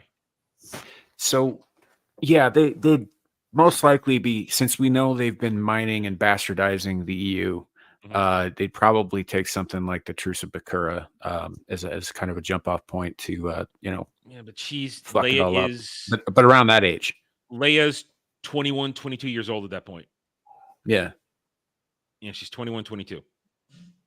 So, again, too old, done for the part. Is All right, this keep going? Is this Screen Rant's picks here? Because like yes, this is Screen Rant. Because anybody who is like thinking about this, right? If you're going to recast Leia, you want somebody who can not only play the correct age, but can do it for several years for several movies, right? Mm-hmm. So none of these actresses would work out. And there's the number one pick kind of torpedoes the whole. They're casting her like for, as Kel said, maybe a New Republic era, maybe in their 30s or 40s. Their final pick torpedoes the whole thing. All right, so number 4, though. Number 4.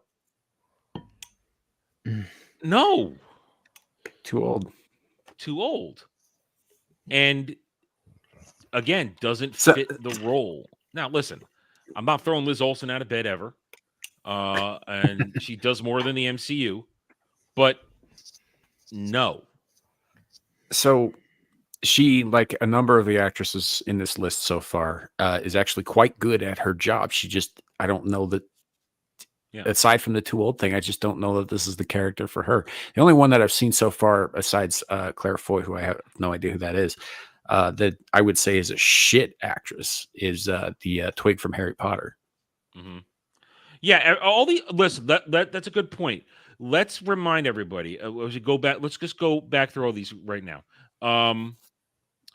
Haley Steinfeld, good actress in the right scenario. Let's get away from and very funny. Yeah, and Emma Watson, shit, can't do anything. Anna Joy, good actress. These are all good actresses right here who have had careers and can be different types of characters. Keira Knightley included, and Elizabeth Olsen included.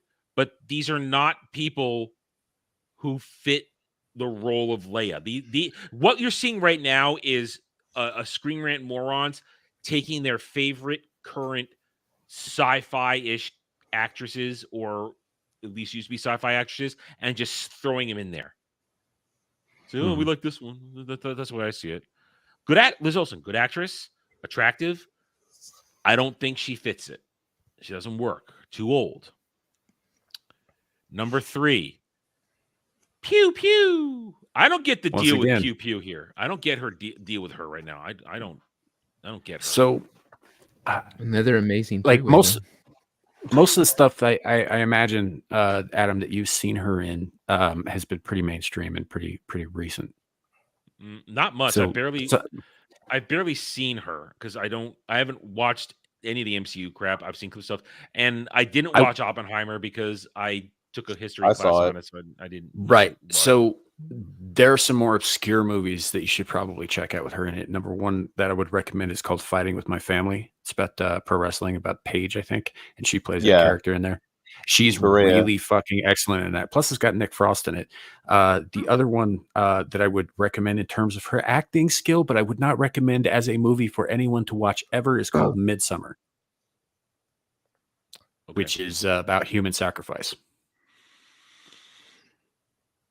It's a hard watch. Favorite. I actually really hate that fucking movie, but it's a very hard watch. But she is very good in it. It's actually I think it's the movie that pushed her into the spotlight, but it's not that well known outside of horror circles. Well, my point is she's a current it girl, which to me makes her not a good choice. Sure. I'm just saying she does have the chops. She's just not been allowed to express them when she's doing fucking genre shit for Disney. My problem is she doesn't have she has a very round face, and Leia's character, Fisher, had a very narrow face. I don't think it fits. Doesn't look right. Honestly, I'll say this: if we threw, so from what I'm seeing so far, if we threw age out the window so far, the best choice is Elizabeth Olsen for Leia.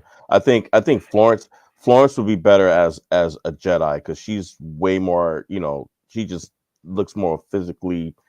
I guess just because she's playing a Black Widow, and I just I like the way that she does that character. So I would make her something else, maybe a smuggler or something, but not as Leia. I think Elizabeth Olsen would pull it off the best. She's not Black Widow. She's White Widow. Stop trying to culturally appropriate our widows. All right, so I can hear the bonus of that. I just feel as though, personally, from my limited experience, because I can admit that, she's also the big thing, and I immediately don't want the current big thing cast in anything. What? I clearly don't want the big thing. Are you saying that she has a big thing? Sorry, I just. Well, it makes me I'm a not child. gay. I'm sorry. It makes me not gay, so I'm okay with that. Well, if she has a big thing and you know it. All right. Fuck no. Fuck. No. Hell no. That girl should be. I don't know. She should be sent off to a pasture somewhere to live off her Stranger Things residuals. I mean, she has been outside of the first season of Stranger Things. She's not good. She's not silly, good. Wobbly brown eye. She can. So what? She can cry on command. She can't fucking act on command. She is annoying. No. You guys do realize that's what they're gonna pick probably. just to be. Well, because she's as close to Carrie Fisher's age. Wait till we get to number one. Their number one is the cheesiest possible answer. Are you ready for it? They're gonna clone Carrie Fisher. Close enough. They're her daughter. Her daughter. Her daughter. And her daughter's too old. They're gonna give it to Millie Bobby Brown because she's 20, so she's close enough. Yeah, and like I said, she has the thinner face, like I said, so it fits the look. She has the age. She, 11 or 17 or whatever number she was. It's close enough. I mean, it's giving her some acting, some action experience through Stranger Things, but Stranger Things have happened. Maybe she'll do good. I mean, I do remember when another actor got cast, and and I was a kid, and I remember looking at my mother and laughing and saying, "This is gonna bomb. This is never gonna work. This guy's a clown." And that's when Michael Keaton got cast as Batman. I was too young to be annoyed by that. So I just saw Batman and went, yay. Yeah, I mean, I was like, I might have been around 10 or something. I can't remember, but I was like, this is Mr. Mom playing Batman. Yeah. Now I got that song stuck in my head. God damn it. Here's the thing, though. I am not against. I've never been against for all the years, even before Disney got a hold of it, when I thought maybe they could somehow do stuff with the EU. I was never against recasting any of the Holy Trinity, Han, Luke, or Leia, because it could have been done in a respectful, easy way while everybody was still alive. It could have been done. I think Mustang and I worked this out a year ago, so where if they had decided to do, they could have had the original actors, Ford, Fisher, and Hamill. Before Hamill lost his mind, Harrison Ford decided to crash planes and smoke too much dope for a living, and of course Carrie Fisher went the way of the dodo. Before they got them back together early on, because here's the thing: when you go through the eras of the past decades and you go through the EU, as the characters aged in the stories, they were literally essentially the same ages as Ford, Fisher, and Hamill. So at one point, you could have just taken a moment in the EU where things were calm and shown them, the originals, at their current ages with the current age of the characters, and had them coming together for whatever reason before one of the major plot arcs, something like that, and each of them reminiscing about a previous adventure. You could go all the way back to Truce at Bakura if you wanted to go back to the beginning start of it, or Thrawn. And you could have then had an easy handoff of paying homage to the original actors, and then a nice little respectful handoff to new, younger versions who could then play them going forward. That would have worked. I At least mean, they've already recast Solo it's like with Ehrenreich, right? That's Disney. I'm talking before Disney, like maybe when there maybe care and respect would have been done for it, where George wouldn't have, butchered his own character like that. All Disney right. just decided to, we're gonna call him Solo because he's by himself. All right. So, Homework for everyone. Real quick. My contention, though, here, real quick, is not that that Disney Star Wars didn't butcher the character with their writing and their direction. That's not my problem. Ehrenreich himself isn't necessarily to blame for any of that. Yeah, but he didn't do a good performance. Yeah, well, it could. He didn't feel like Han. Yeah, he didn't. Hell, maybe he hated the script too. Well, I can't argue. All right, I'm done. Because I know you're playing devil's advocate. I know you are. You're just trying to fuck with me. Yes, stop being my devil advocate. Stop. Homework. Next homework. week. Okay. You got to choose an actor to replace Han, Luke, and Leia. Terrible Pick at this 3. game. I don't give a shit. You got a week to do it, though. Yeah, you got a whole week. Find. Do you know how many fucking streams I got to do this week? Fuck this. No. I'll take an hour out of your shit day and fucking find 3 fucking actors. I'm trying to worm my way out of this one because I'm trying to help you make content. I am terrible at casting people. I am the worst person at this game. I really am. Because So I you'll hate lose and everybody. we win. Great. I'm happy about this. Fuck! I really am bad at this. Oh, I can't promise it'll be good. I can promise it's gonna be dog shit. That's all I can promise because I'm terrible. That's good. We can tear you apart about it. I mean, that's. It's not gonna be good. It's gonna be horrible. I every time, all my entire life, we're talking. Every time somebody says, "Hey, cast this person as live action thing for an anime or a video game," I can't do it because I can't picture it. I hope you got a gal ring.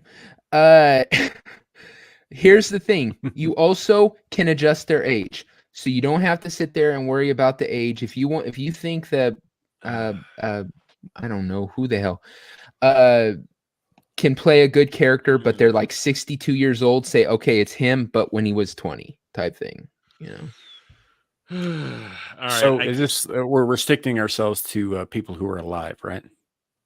I don't No, you can think even that say dead. they Just might- it they can't be might- the original actors. Don't try to, With cheese it out and say, I just bring all the. I think we have to say Very it has to be 90s forward, I think, because if we're recasting, that was when the recasting That's would have fair. happened. Okay, so 90s forward. Yeah, so then Stephen Hawking as R2D2 is valid.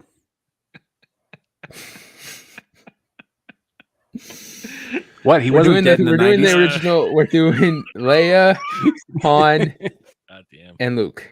If we go too deep into it, it's gonna get weird. Yeah, it's already, dude. It's already Samuel's already gonna make it weird now. Mine are just gonna be horrible choices because I'm horrible at this game. Ariel's saying George Takei should be C-3PO. That wasn't me. Well, no, see, you can't say Clark Gable because Ricky Berwick is as R2D2. All right. Jim Varney. I miss Jim Varney. Fine, Devil. We'll play your fucking game. Dance puppet. Jim Varney could have been Jar Jar. Hey, that would have worked. It actually worked. Yeah, would have worked. That would have. All right. Let's see what our patrons of the night have in store for us. As we saw, Ariel for $5, internet historian Brad's wife. Okay, so let's put this in internet historian Brad's wife. Okay. Why does this sound familiar? Of course I have no idea what this is. Probably second I see it, I'll be like, oh yeah, I remember, because old internet. Okay, it is. This is from 5 years ago. All right, let's. Oh no, I'm stupid. You're already in fucking Chrome tab. All right, this or that. Let's go back. This is 8 minutes and 47 seconds long. So here we go. Our first video of the night, courtesy of Ariel. Internet historian Brad's wife. Okay, so internet historian from 5 years ago. Here we go. Sponsored by Dashlane. February 27th, 2017. A woman comes home to deliver her husband some bad news. She has been fired from her job at Cracker Barrel. Racism. The music made me think it was going to be some like operatic fucking Godfather moment, right? Yeah, and Cracker Barrel. Cracker Barrel. Cracker Barrel. I don't think I've ever eaten a Cracker Barrel.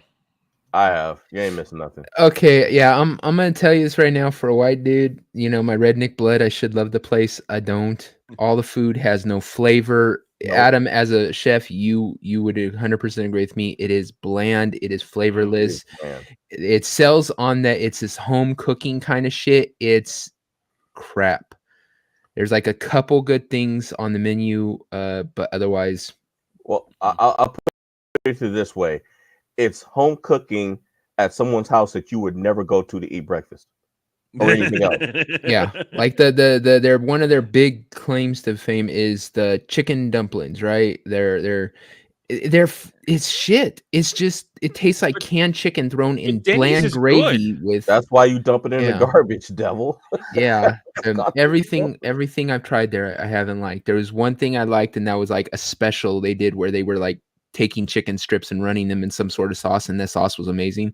But otherwise, just the rest of it's bland. And as a black man, I'm insulted by that. Yeah, they have these carrots. They're all like, "Ooh, candied carrots. You're gonna love these." And we put brown sugar all over them and shit. No, they don't. They're boiled in water with like a tablespoon of fucking brown sugar. There's no flavor to them at all, man. I make candied carrots that will fucking make your mama cry. Those motherfuckers can't do shit. Essentially, it's as if an English restaurant had vaguely heard of what American cuisine was like. Exactly. Prepared it like an English restaurant. Perfect example. And Ariel, you get to do whatever you want. You know the rules. We're not gonna make you conform. Whatever you feel like throwing at us, we will take it. Okay. They gave no notice. They gave no reason. The husband, Brad, embraces her. A tear rolls down her cheek. Brad's hands tighten into fists. Where is this going? Is he going to kill her? No, I think he's going to burn down Cracker Barrel. Ariel, you know, within reason, it has to be YouTube safe. It has to be yeah. No, and also, Adam doesn't speak for my butthole. 11 years of service, he whispers under his breath. Ninette, fetch me the computer. Where's it going to go to Yelp? Oh, bad review. Yelp? To say I'm pissed off would be an understatement. After 11 years of service, those lowlifes at Cracker Barrel let my wife go. I would really like to know why. And those of you who know me these days know that I will find out. In the meantime, if any of you would also like to know... Huh? He's blogging. With his electronic keyboard. Yeah, he's blogging. To his 4 fans. Please go to their Facebook page and ask them. This old boy is storming. And send. That'll do it. So this is a real With story? That, he put his arm around Annette Kel says this. Well, I guess internet historian. So I mean, this shit really does Yeah, happen. it's something. And of course, I don't pay attention to the internet really, so this is all news to me. I'd rather hear the one about the sugar-free gummies that made the dude shit himself to death. What? You never saw that one? Well, I know that the sugar-free gummies will give you diarrhea. I know that. But this girl like wrote a blog post or something about how she bought a bag of sugar-free gummies and ate it, and then had to like go on a plane. And she like the descriptors she uses are so fucking hilarious. It's old school internet, but oh my god, it's gold. It is the funniest thing you'll ever read. Yeah, and I do know the thing about don't eat sugar-free gummy bears, because that will literally, clean you out. I know that. But and see, I would never have eaten a whole bag of gummies anyway, because I only eat the red ones and the orange ones and maybe the green ones. Never eat those goddamn white coconut ones. Those are nasty. And if you eat lemon gummy bears, there's something wrong with you. There is. I'm sorry. I mean, I ate all the gummies. I bet you do. They fell asleep together on the couch. A week passes. It's Brad's birthday. Hey, Nanette, has there been any word back yet on why you're fired? This old boy is still storming. She shook her head. Outrageous. Nanette, fetch me the computer again. I'm going to make another Facebook post. Today is my birthday. Why did you fire my wife?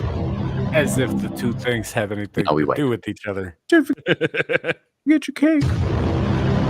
Brad squinted his eyes, made a wish, and blew. He put his arm around Nanette, and again, they fell asleep together on the couch. But that night, as they dreamed, something special happened. A miracle. Just pausing for transformative purposes. Brad, more like Chad. I'm curious to if he's doing a whole thing on this. If this is real, this has to go somewhere completely absurd and insane. That's my only conclusion. If we're seeing a video about this, that should have been your conclusion when Ariel posted the super chat. Well, listen, there are times when Ariel doesn't remember Toy Story 5. That's all I'm saying. He said it like he said, remember the Alamo. Remember Toy Story. There was a wood chipper, Larry. You don't understand. Oh, I do understand. Just like I do about that chicken at Cracker Barrel. I understand. With swords. People started joining in. People saw the post, then semi-sarcastically also began demanding answers. So he birthed a meme? He birthed a meme? Is that it? Then more joined in. Then more. I'm really tempted to post hashtag 11 years of service on Twitter now. Let's see what happens. Wife. Justice for Brad's wife. 11 years. Release Brad's wife. The template of the joke was simple and spreadable. Promoting desserts, are we? Brad's wife used to love desserts. New item on the menu. Oh, all right. See, I'm understanding this because it's of course this happened afterward. It's the same as when Rings of Power dropped that first trailer and everybody started to do the mashups. So is this the origin of mashing shit up? Is it? I don't know. Maybe. Am I old man here not knowing this shit? I don't know. That's pretty Brad's funny. Wife would have made it twice as good. Today we remember 9/11. Brad's wife used to love. No. Oh, too soon. Oh no. No. Wait. So, if Cracker Barrel, whoever's in charge of whatever, I mean, this is Twitter, obviously, because you see a blue check mark. Whoever's in charge of this, if they've been getting hit by memes for an extended period of time now, they should have seen this one coming. Yeah. Oh no. No, it spread from their Facebook to their Twitter to their Instagram to all of their social media platforms. But this wasn't your usual raid by 4chan. This was something different. Wait, that's good.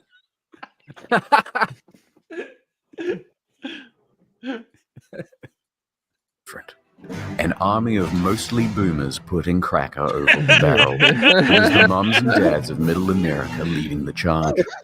And Brad was there as the standard bearer. He embraced the meme. Why did you fire my wife? You know, good on him, dude. Good on him. It just, you unintentionally start a meme, the internet takes over. Just run with it. Run with it. Go for it. Repeated. Please share, he demanded. Soon there was nothing that Cracker Barrel could post that wouldn't immediately be turned into a discussion about the plight of poor Nanette. As always, a petition is started and goes nowhere. And once that failed, the calls started rolling in. Hi, I have a quick question for you guys. Yeah. Why did you guys fire Brad's wife?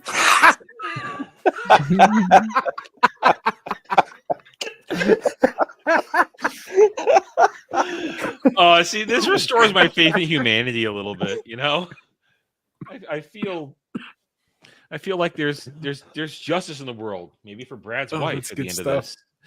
That's so, good stuff, man. I guess what I'm asking is if you would just go ahead and hire her back, and then we can just pretend like this whole thing didn't happen. And what's a good harassment campaign without a soundtrack? You just fired No, God. Oh my God. Who's this dude? Why is he standing there watching? He's just looking with disapproval at Cracker Barrel. He's the guy who wrote the song. What are you talking about? He's in the background looking like homegirl. How dare you? Where's the justice for Brad's wife? What is this? I can't wait to find out what actually she must have fucked somebody in the back room or something, and it's all justified her firing, and she just lied to him and said, "I don't know why." Did she take a dump in the mashed potato spinner? Or Samuel's type, I could tell you that. Especially the one on the right. If you wanna have your breakfast, But this was just the beginning. Other companies saw this meme and decided. Oh no! Wendy's got in it. Decided to add fuel to the fire. So the Wendy's social media accounts are fucking brutal trolls. They are. Well, And they listen. have been for Remember, some time, so- the founder, God, what was his name? Shit, Dave Thomas. Dave Thomas. He's like the OG commercial troll back in the day. Yeah. Dude, the old school Wendy's commercials were fucking epic. He would troll all the other fast food joints. I'm Dave Thomas. I'm just a nice old man. I'm talking shit about McDonald's. I'm talking shit about Burger King. But you love me because I'm nice. I actually follow the Wendy's account on Twitter because of some of the shit that happens with that account. So I'm not surprised that in absentia, they have continued his spirit of trolling other fast food franchises. I'm not surprised at all.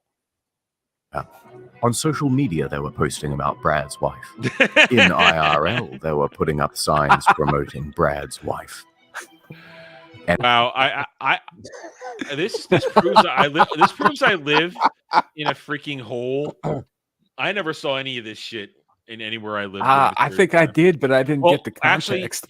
Wait a minute. This happened in 2018. It looks like. Oh, I never saw this. All right, so between 2016 and 2017, when this shit probably started, 2018, I was in recovery, so I literally didn't leave the house because I could barely walk, and my entire body was literally rebuilding itself from the inside out after having actual Chinese COVID. And then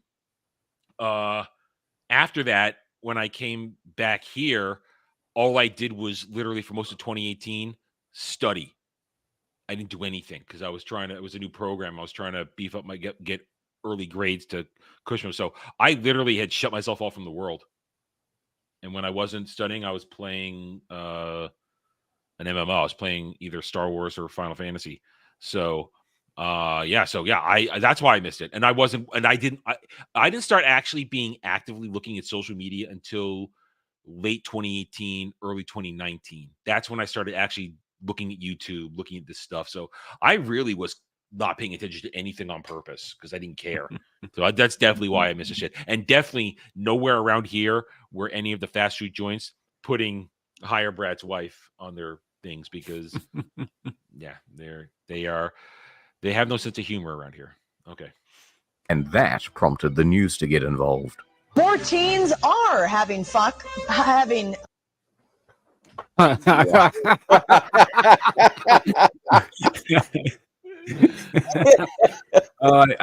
do I feel like that clip, that little tiny smidgen of clip there, belongs in like the Ballbusters intro? Oh, hey, speaking of that, hey Sam, didn't somebody have a snafu on Saturday? Didn't they accidentally say the N-word? What are you talking about accidentally? I say it all the time. Yeah, I don't think it was an accident. Wasn't that? So I write the news for somebody, and English is her third language, and so when she broke everything down in the syllables, it made her say the wrong N-word. Oh no! The word was denigrate. Yeah, but she said den and then Nigger and then 8. This is why we make clip reels of all our stupidest shit so that it never ends. Word 8 is No, I get what you're saying. I'm just trying to. Let's not try and say it. No, I'm trying to think how it sounds. I'm trying to piece it together in what it sounds like when some. I'll tell you backstage. Coverage from People Magazine, The Mirror, Washington Post, Fortune, and many, many, many more. That's when things really started. Wait. Go back to the signs. I am. That's Drain the barrel. Jesus loves Brad's wife. Brad's wife matters. That's my favorite thing I've ever seen.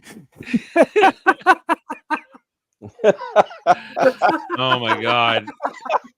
I hope it tells us at the end of this if these two people actually really somehow turn this into an industry for themselves. They should have switched the sign of the black guy so it could say Brad's wife matters. Yeah, that would have been better. That would have been smart. But then Brad would have got mad because he'd be like, "Well, wait a minute. What are you trying to say?" Out into the streets, people made posters, signs, and T-shirts. And they even started visiting the restaurant just to ask about Brad's wife. Who's Brad? Well, Brad's not important, but his wife, they fired her after 11 years of service. I don't know what you're talking about. After 11 years. On his birthday. I heard about that. That was terrible. Yeah, now there's a wait time in here. How long? Oh, it's a long time. Because Brad's wife in here.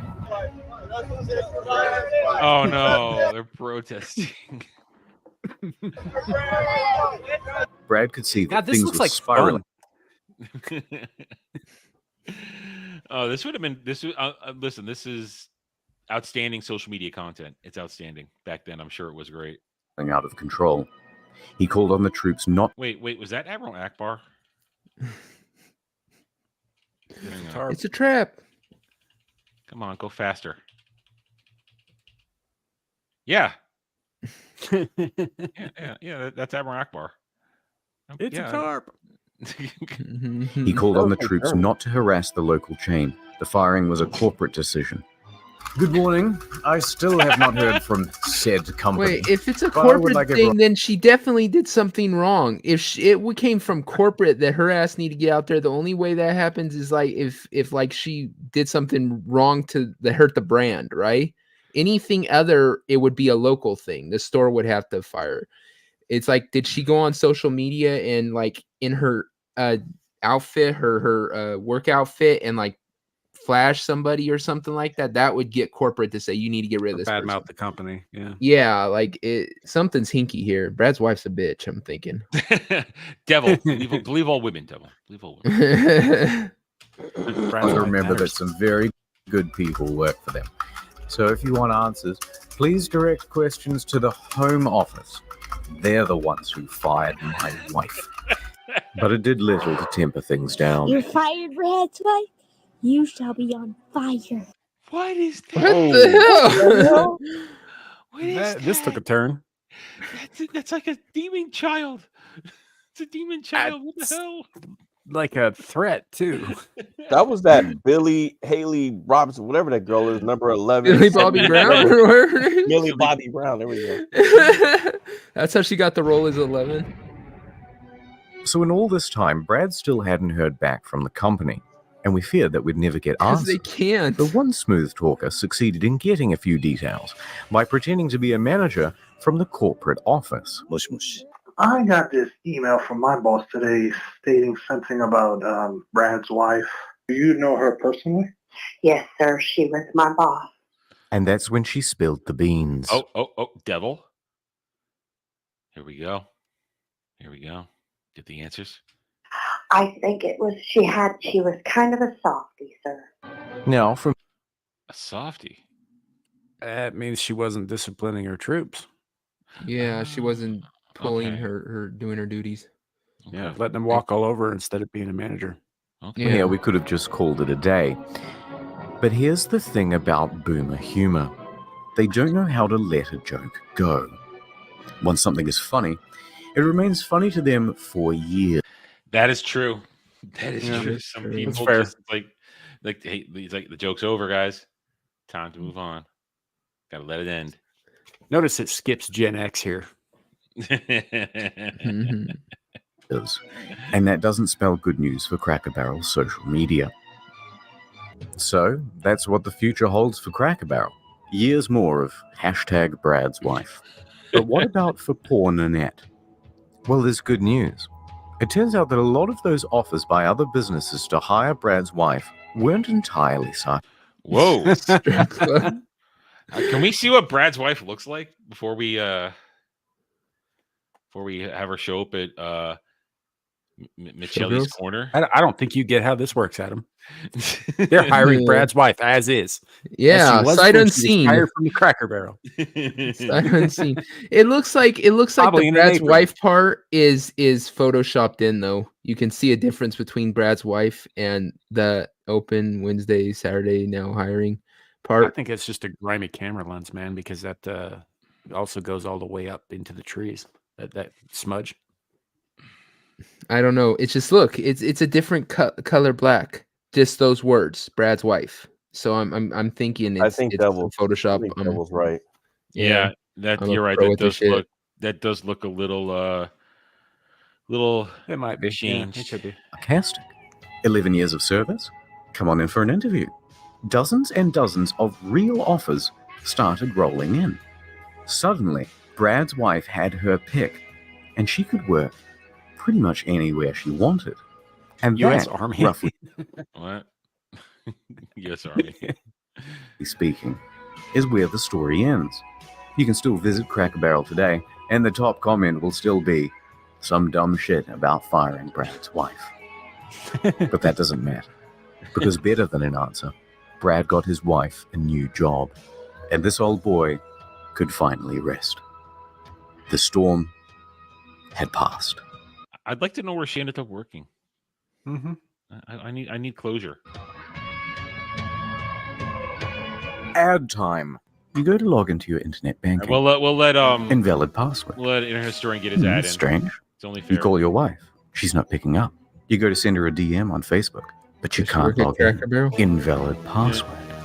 You go to recover your email. Invalid password. You try to tweet out for help. Invalid password. Your computer bursts into flames and you're trapped in the building. You yell for help, but you've forgotten your password. Your body was found several weeks later. Don't let this happen to you. Yeah, hire Get Brad's wife. Dashlane and manage your passwords for free.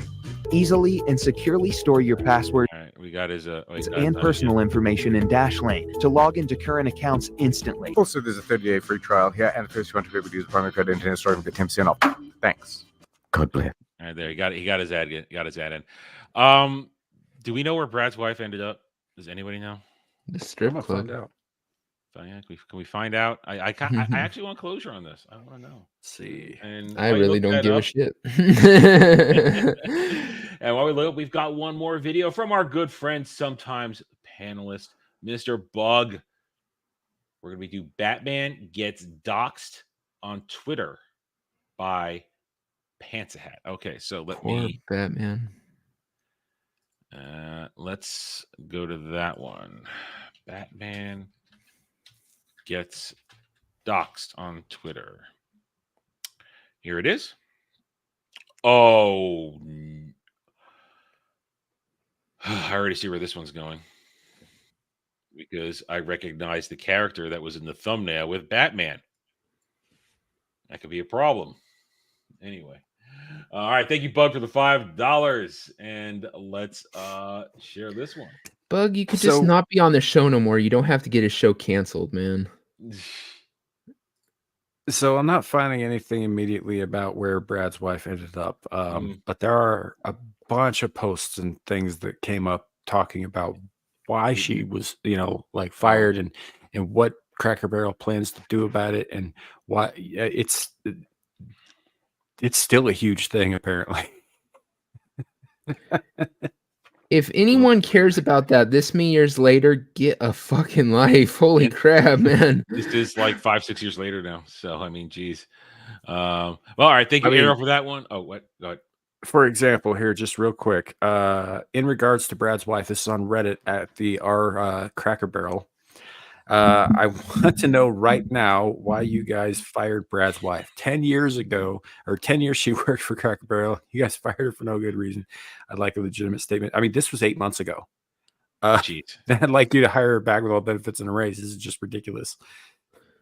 It's so stupid at this point because they can't say anything. They can't say anything. It literally, but like she can sue them if they put the information out there. So they're it's a fucked up thing to do. You can hate them for doing it, but the fact is they can't respond. It's you have them at a disadvantage because, like I said, they could have very well told her exactly why. They could said, look, all your employees, the quality at the store has dropped.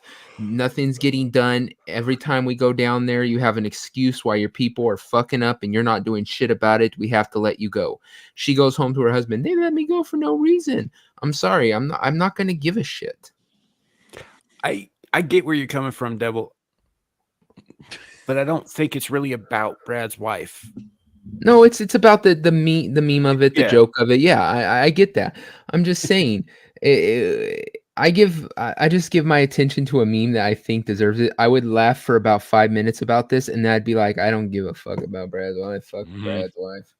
It's just it's I don't get why it lasted that long. Like I get why some last that long, just not that. I think Internet Historian made a good case. Boomer humor took over. People who can't let a joke go. I mean, how many times in our own network here do we realize, okay, a certain joke, it's time to let it go? Oh my god! But sometimes we don't let it go, and we run into the ground. I mean, things there are some things that are timeless, like Dermy's gay. Dermy works at the truck stop. You know that's going to go on forever because that never gets old. But Dermy's gay is our Brad's wife. Yeah. Yeah, we beat all of our internet lore to death. I mean, we start something and we just use it till the end. Poor Cloud's wife. I mean, Cloud's mom's wife. hey, listen, I've moved on from Cloud's mom, and I focus on the fact that he likes to hook up with fat chicks at bars. I'm focused on that right now. That's the one I like to go back to. That was weird. Well, Freudian slip there. Cloud, Devil, you haven't been on Ball Buzzers. The new thing with Cloud is that he has a colossal cock. But okay, all right. So here's what happened. We had Joe Rosie on 2 weeks ago, and Kratos and Prof decided to try and do a new shtick to try, boost Cloud's confidence. And they wanted to do, how we do squeaky stairs and all that kind of stuff. They said Cloud's colossal cock. So Dermy brings it up and said, Cloud's colossal cock. And instead of, what do you think Cloud's reaction to that was? He probably awkwardly giggled and said, no, it's not. No, it was even worse. He went, huh? And I tried to be delicate dancing around it, that he was surprised to hear he had a colossal cock. But then Joe came out and she just said, Gal wasn't there. So Joe went, as the girl on the panel went for it and said, so I think we just proved Cloud has a small penis. And ouch. You hear Cloud's little heartbreak again. He just went, no, it's not. It's like, I know. I didn't mean to laugh like that, Cloud. I'm sorry. It's cruel, but you can't let it go like that. Stand up for yourself, man. If you're out there listening, man, goddamn, I feel like, there's people in this world your life sucks so bad, but you still wouldn't change places with. Oh, wow. All right, we got one more to get to here. This is from, like I said, this is from Bug. Batman gets doxxed on Twitter by Pantsahat. This is Pantsahat, his channel. If you want to give it a like or anything, if you guys enjoy this, check out his channel as we always do. This is we are borrowing his content to entertain ourselves and entertain you. So here we go. Now I saw whose Robin is in the thumbnail. That's a warning sign for me, and I'll explain why in a second. Oh no! Someone just posted the wrong. What? Is it Carrie Kelly? Because that looks like Frank Miller Batman. It's not Carrie Kelly. I'll explain when we see it. Opinion online. I better act fast. Yo, Batman, I made you your third breakfast. This is the last one. No more talks about bulking. What is this? It's toast. This is bread. You skipped the one step in making toast. Tastes great to me. Don't eat my food. Hello, Master Batman. Okay.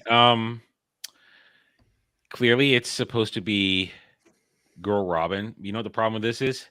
That is Astafolo from Fate's Day Night. Is it? I thought it was Sakura. No, that's Astafolo. That is not Sakura. That is Astafolo. The shit in her hair tells you this. That is from the Fate's Day Night Apocrypha. Oh. There's a penis there. So that's a boy. That's a boy that likes to pretend that that's a girl. It's a whole drag situation here, but very feminine. So that's a penis there. So I'm wondering where this is going to go. I don't want. I made you friendship chocolates filled with my love. Robin, don't sneak up on me. I've been trained in the ways of the blade by the top Redditors. I must have also trained you how to bathe. That's rich coming from a cat. Get it? Because cats don't like water. Batman, did you replace Alfred with a cat maid? Robin, you know I have a thing for women who are also cats. What? Are you some kind of furry? You're asking the guy in the full latex bat suit? Batman, you can't just replace your family with your cat girl girlfriend. You want to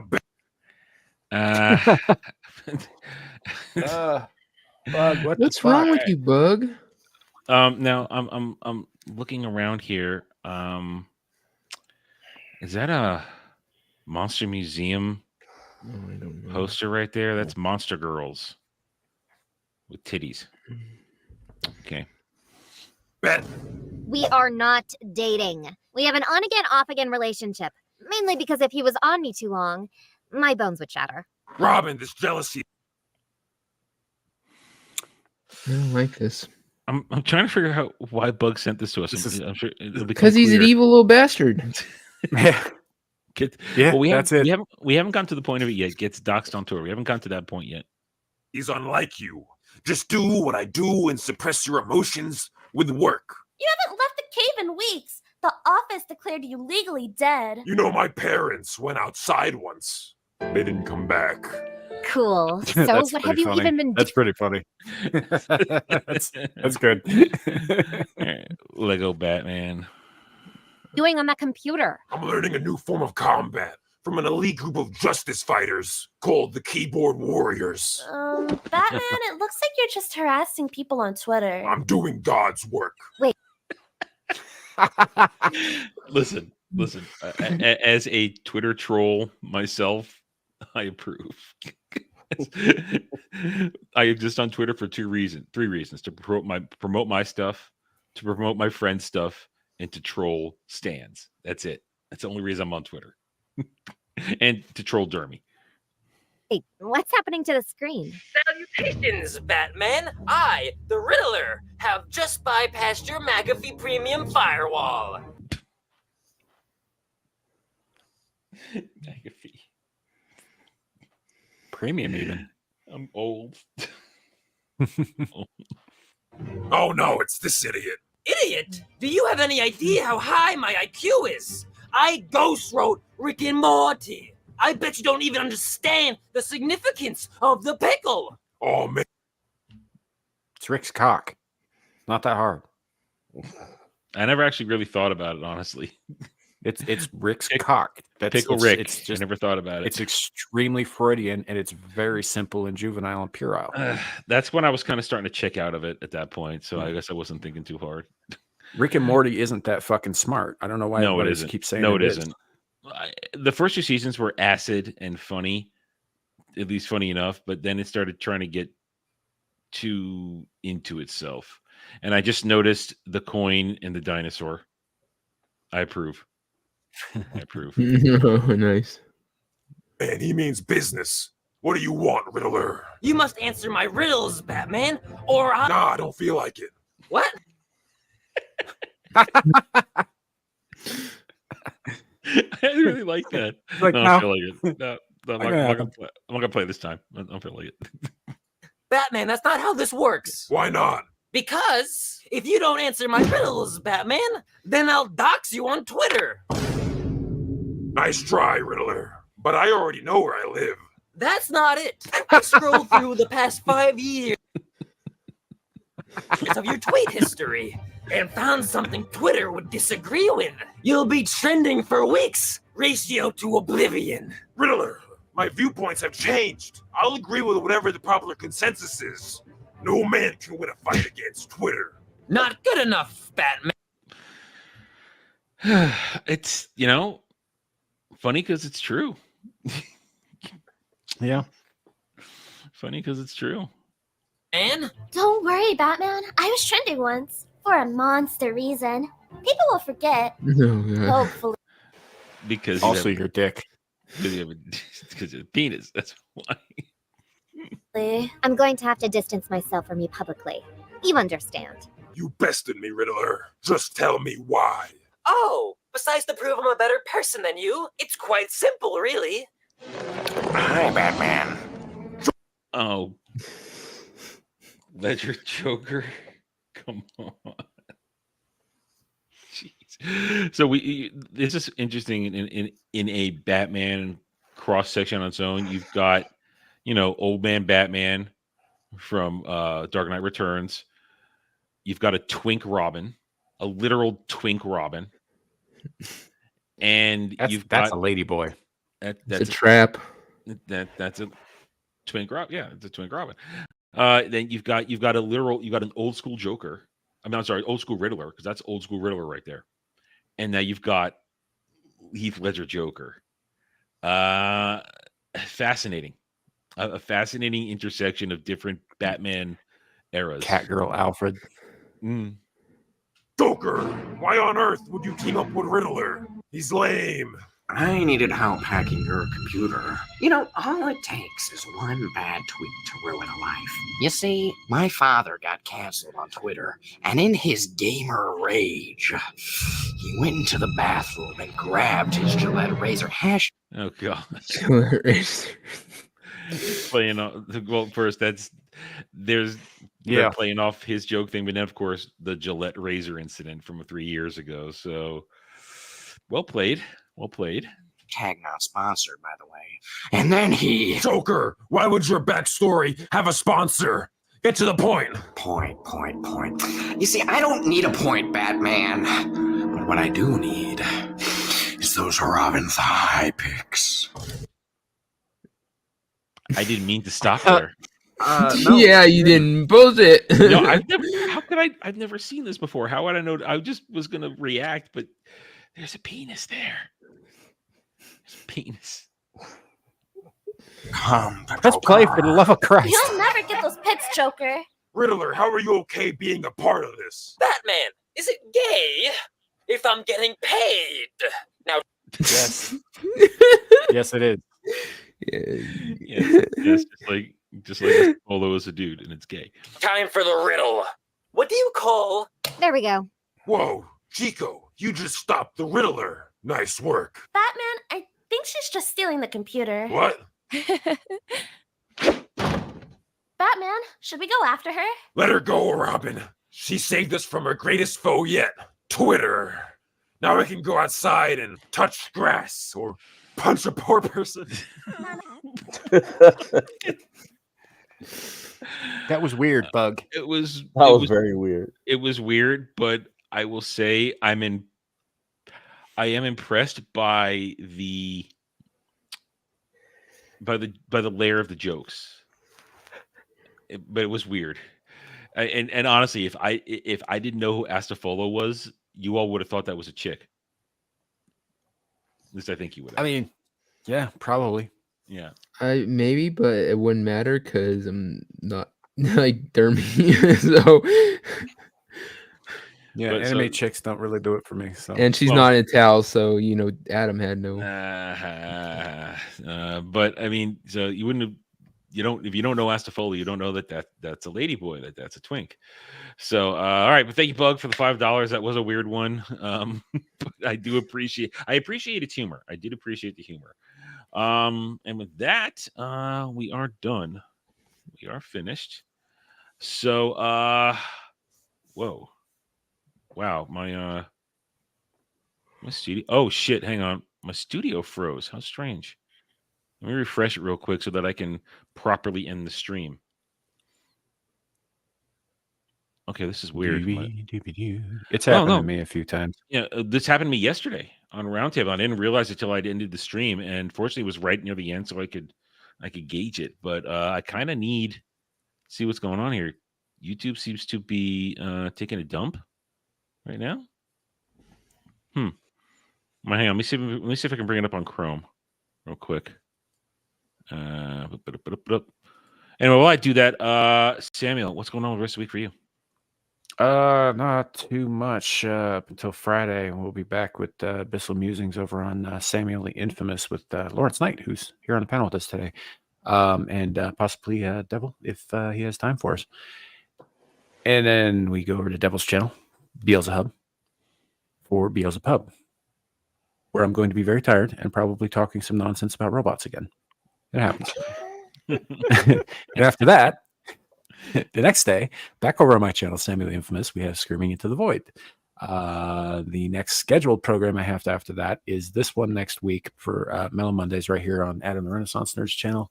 You can also find me popping up whenever she goes live on Exiled Lioness 2. So look out for that, I guess. Otherwise, yeah, I'm not doing anything else online this week. Okay. Devil. Oh boy. Tomorrow we have Get Ranked. We are doing Street Fighter characters. The first list. It turns out there's so many. I have to break it into 3, but this will be the first. 3? Yeah, there's 90 characters, playable characters. Wait, there's 90 characters in Street Fighter? Yeah, over the yeah. years Oh. they've added some, knocked some off, I guess. At best, I know. thought there were like maybe 40 or 50, but 90? Yeah, I put in a Wow. list of all playable characters in Street Fighter games, and it came up with, and I was like, what the fuck? So I had to look up a lot of them. So yeah, we're gonna be doing that. After that, we'll be recording The Devil's Angels, so that should be out in a week or 2. It's gonna be Elvira, Mistress of the Dark. We're getting it out Boobies. right in time. Yeah, lots of boobies. Right in time for Halloween, so hopefully you guys will check that out too. I'm gonna try to put up Frequency. It's been a pain in the ass. I've tried so many times to put this damn video out. Is so that what hopefully- you were talking about last night? Yeah. Okay. I tried putting out once, it hit it, so Bug had to do some stuff to it. It gives me the new one, try to put it out, it won't recognize it, it won't put it out, so so he just sent me the new one. I'm gonna try again. Did you but try it using goes different browsers? No, it wasn't. It wasn't a browser problem. It was. It had a whole bunch of lists, but he's trying it in a different file format. Hopefully that'll won't affect it. I'm guessing. So yeah, hopefully look out for the Devil's Angels frequency here. Hopefully tomorrow. And yeah, just check me out all the usual places. Okay, Larry, first time on the show, but not first time on the channel. What you got going on this week? Screaming into the void this week. Of course, as Samuel said, he and I are continuing our road to Halloween. Devil's been showing up, so hopefully we'll see him. Adam, you're always welcome if you have time, unless you're on that channel that consists of busting balls. We definitely understand that. And Saturday, you can catch me in the chat as a moderator for the world famous Exile Lioness 2 channel, where hopefully I can write in a way that won't cause her to say something racist unintentionally. Fuck you, Ginger. He might like that. I mean, he's got no soul. Lou, what do you expect? Hi, Jed. Anyway, Nice to see you. Jed carrying the show again. All right.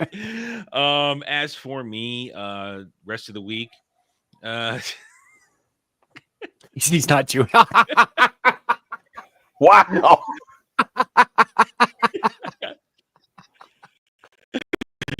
Oh yeah. I will. I'm gonna hold this one back, and I'm gonna save it for when he's actually on camera, because that makes it better. Anyway, fuck you. Threw me off completely. It's a good one though. Got me. Rest of the week, it's Catch as Catch Can. We'll see what the news is. Things happening, all leading up to, as usual, Ballbusters on Friday, and then it's a lot of fuck you, bitch. A lot of things going on this weekend. First of all, myself and the fucking Ginger in the chat, we're doing Halloween movie, The Frighteners. Join us for that one. It should be a good one. And then on my channel, on Dermy's channel, on probably a couple other ones, we are doing our very first ever Ballbusters gaming night. I think it's 8 p.m. or 8:30. I think it's 8 p.m. I have to check. I keep forgetting. I think we're doing it once a month. I think that's the plan. I won't always be there because I'm not going to play every single game, but this one I am going to be there. Among Us. We've got, I believe, a full 15. A lot of us never played before, myself included. So tune in this channel. You'll be getting my perspective, and it should be a lot of fun. And then, of course, Sunday, 2 p.m. Eastern, the roundtable, where we go over the week's events. And then we'll be right back here for another Mellow Mondays with homework from Devil, apparently. And we will just continue to do our thing in there now. So thank you, everybody, for being here this evening and laughing with us and sharing our pain amongst many, many things. Hit those like buttons. I will add Larry's information to the stuff below, and we will catch you guys later. Until then, take it easy.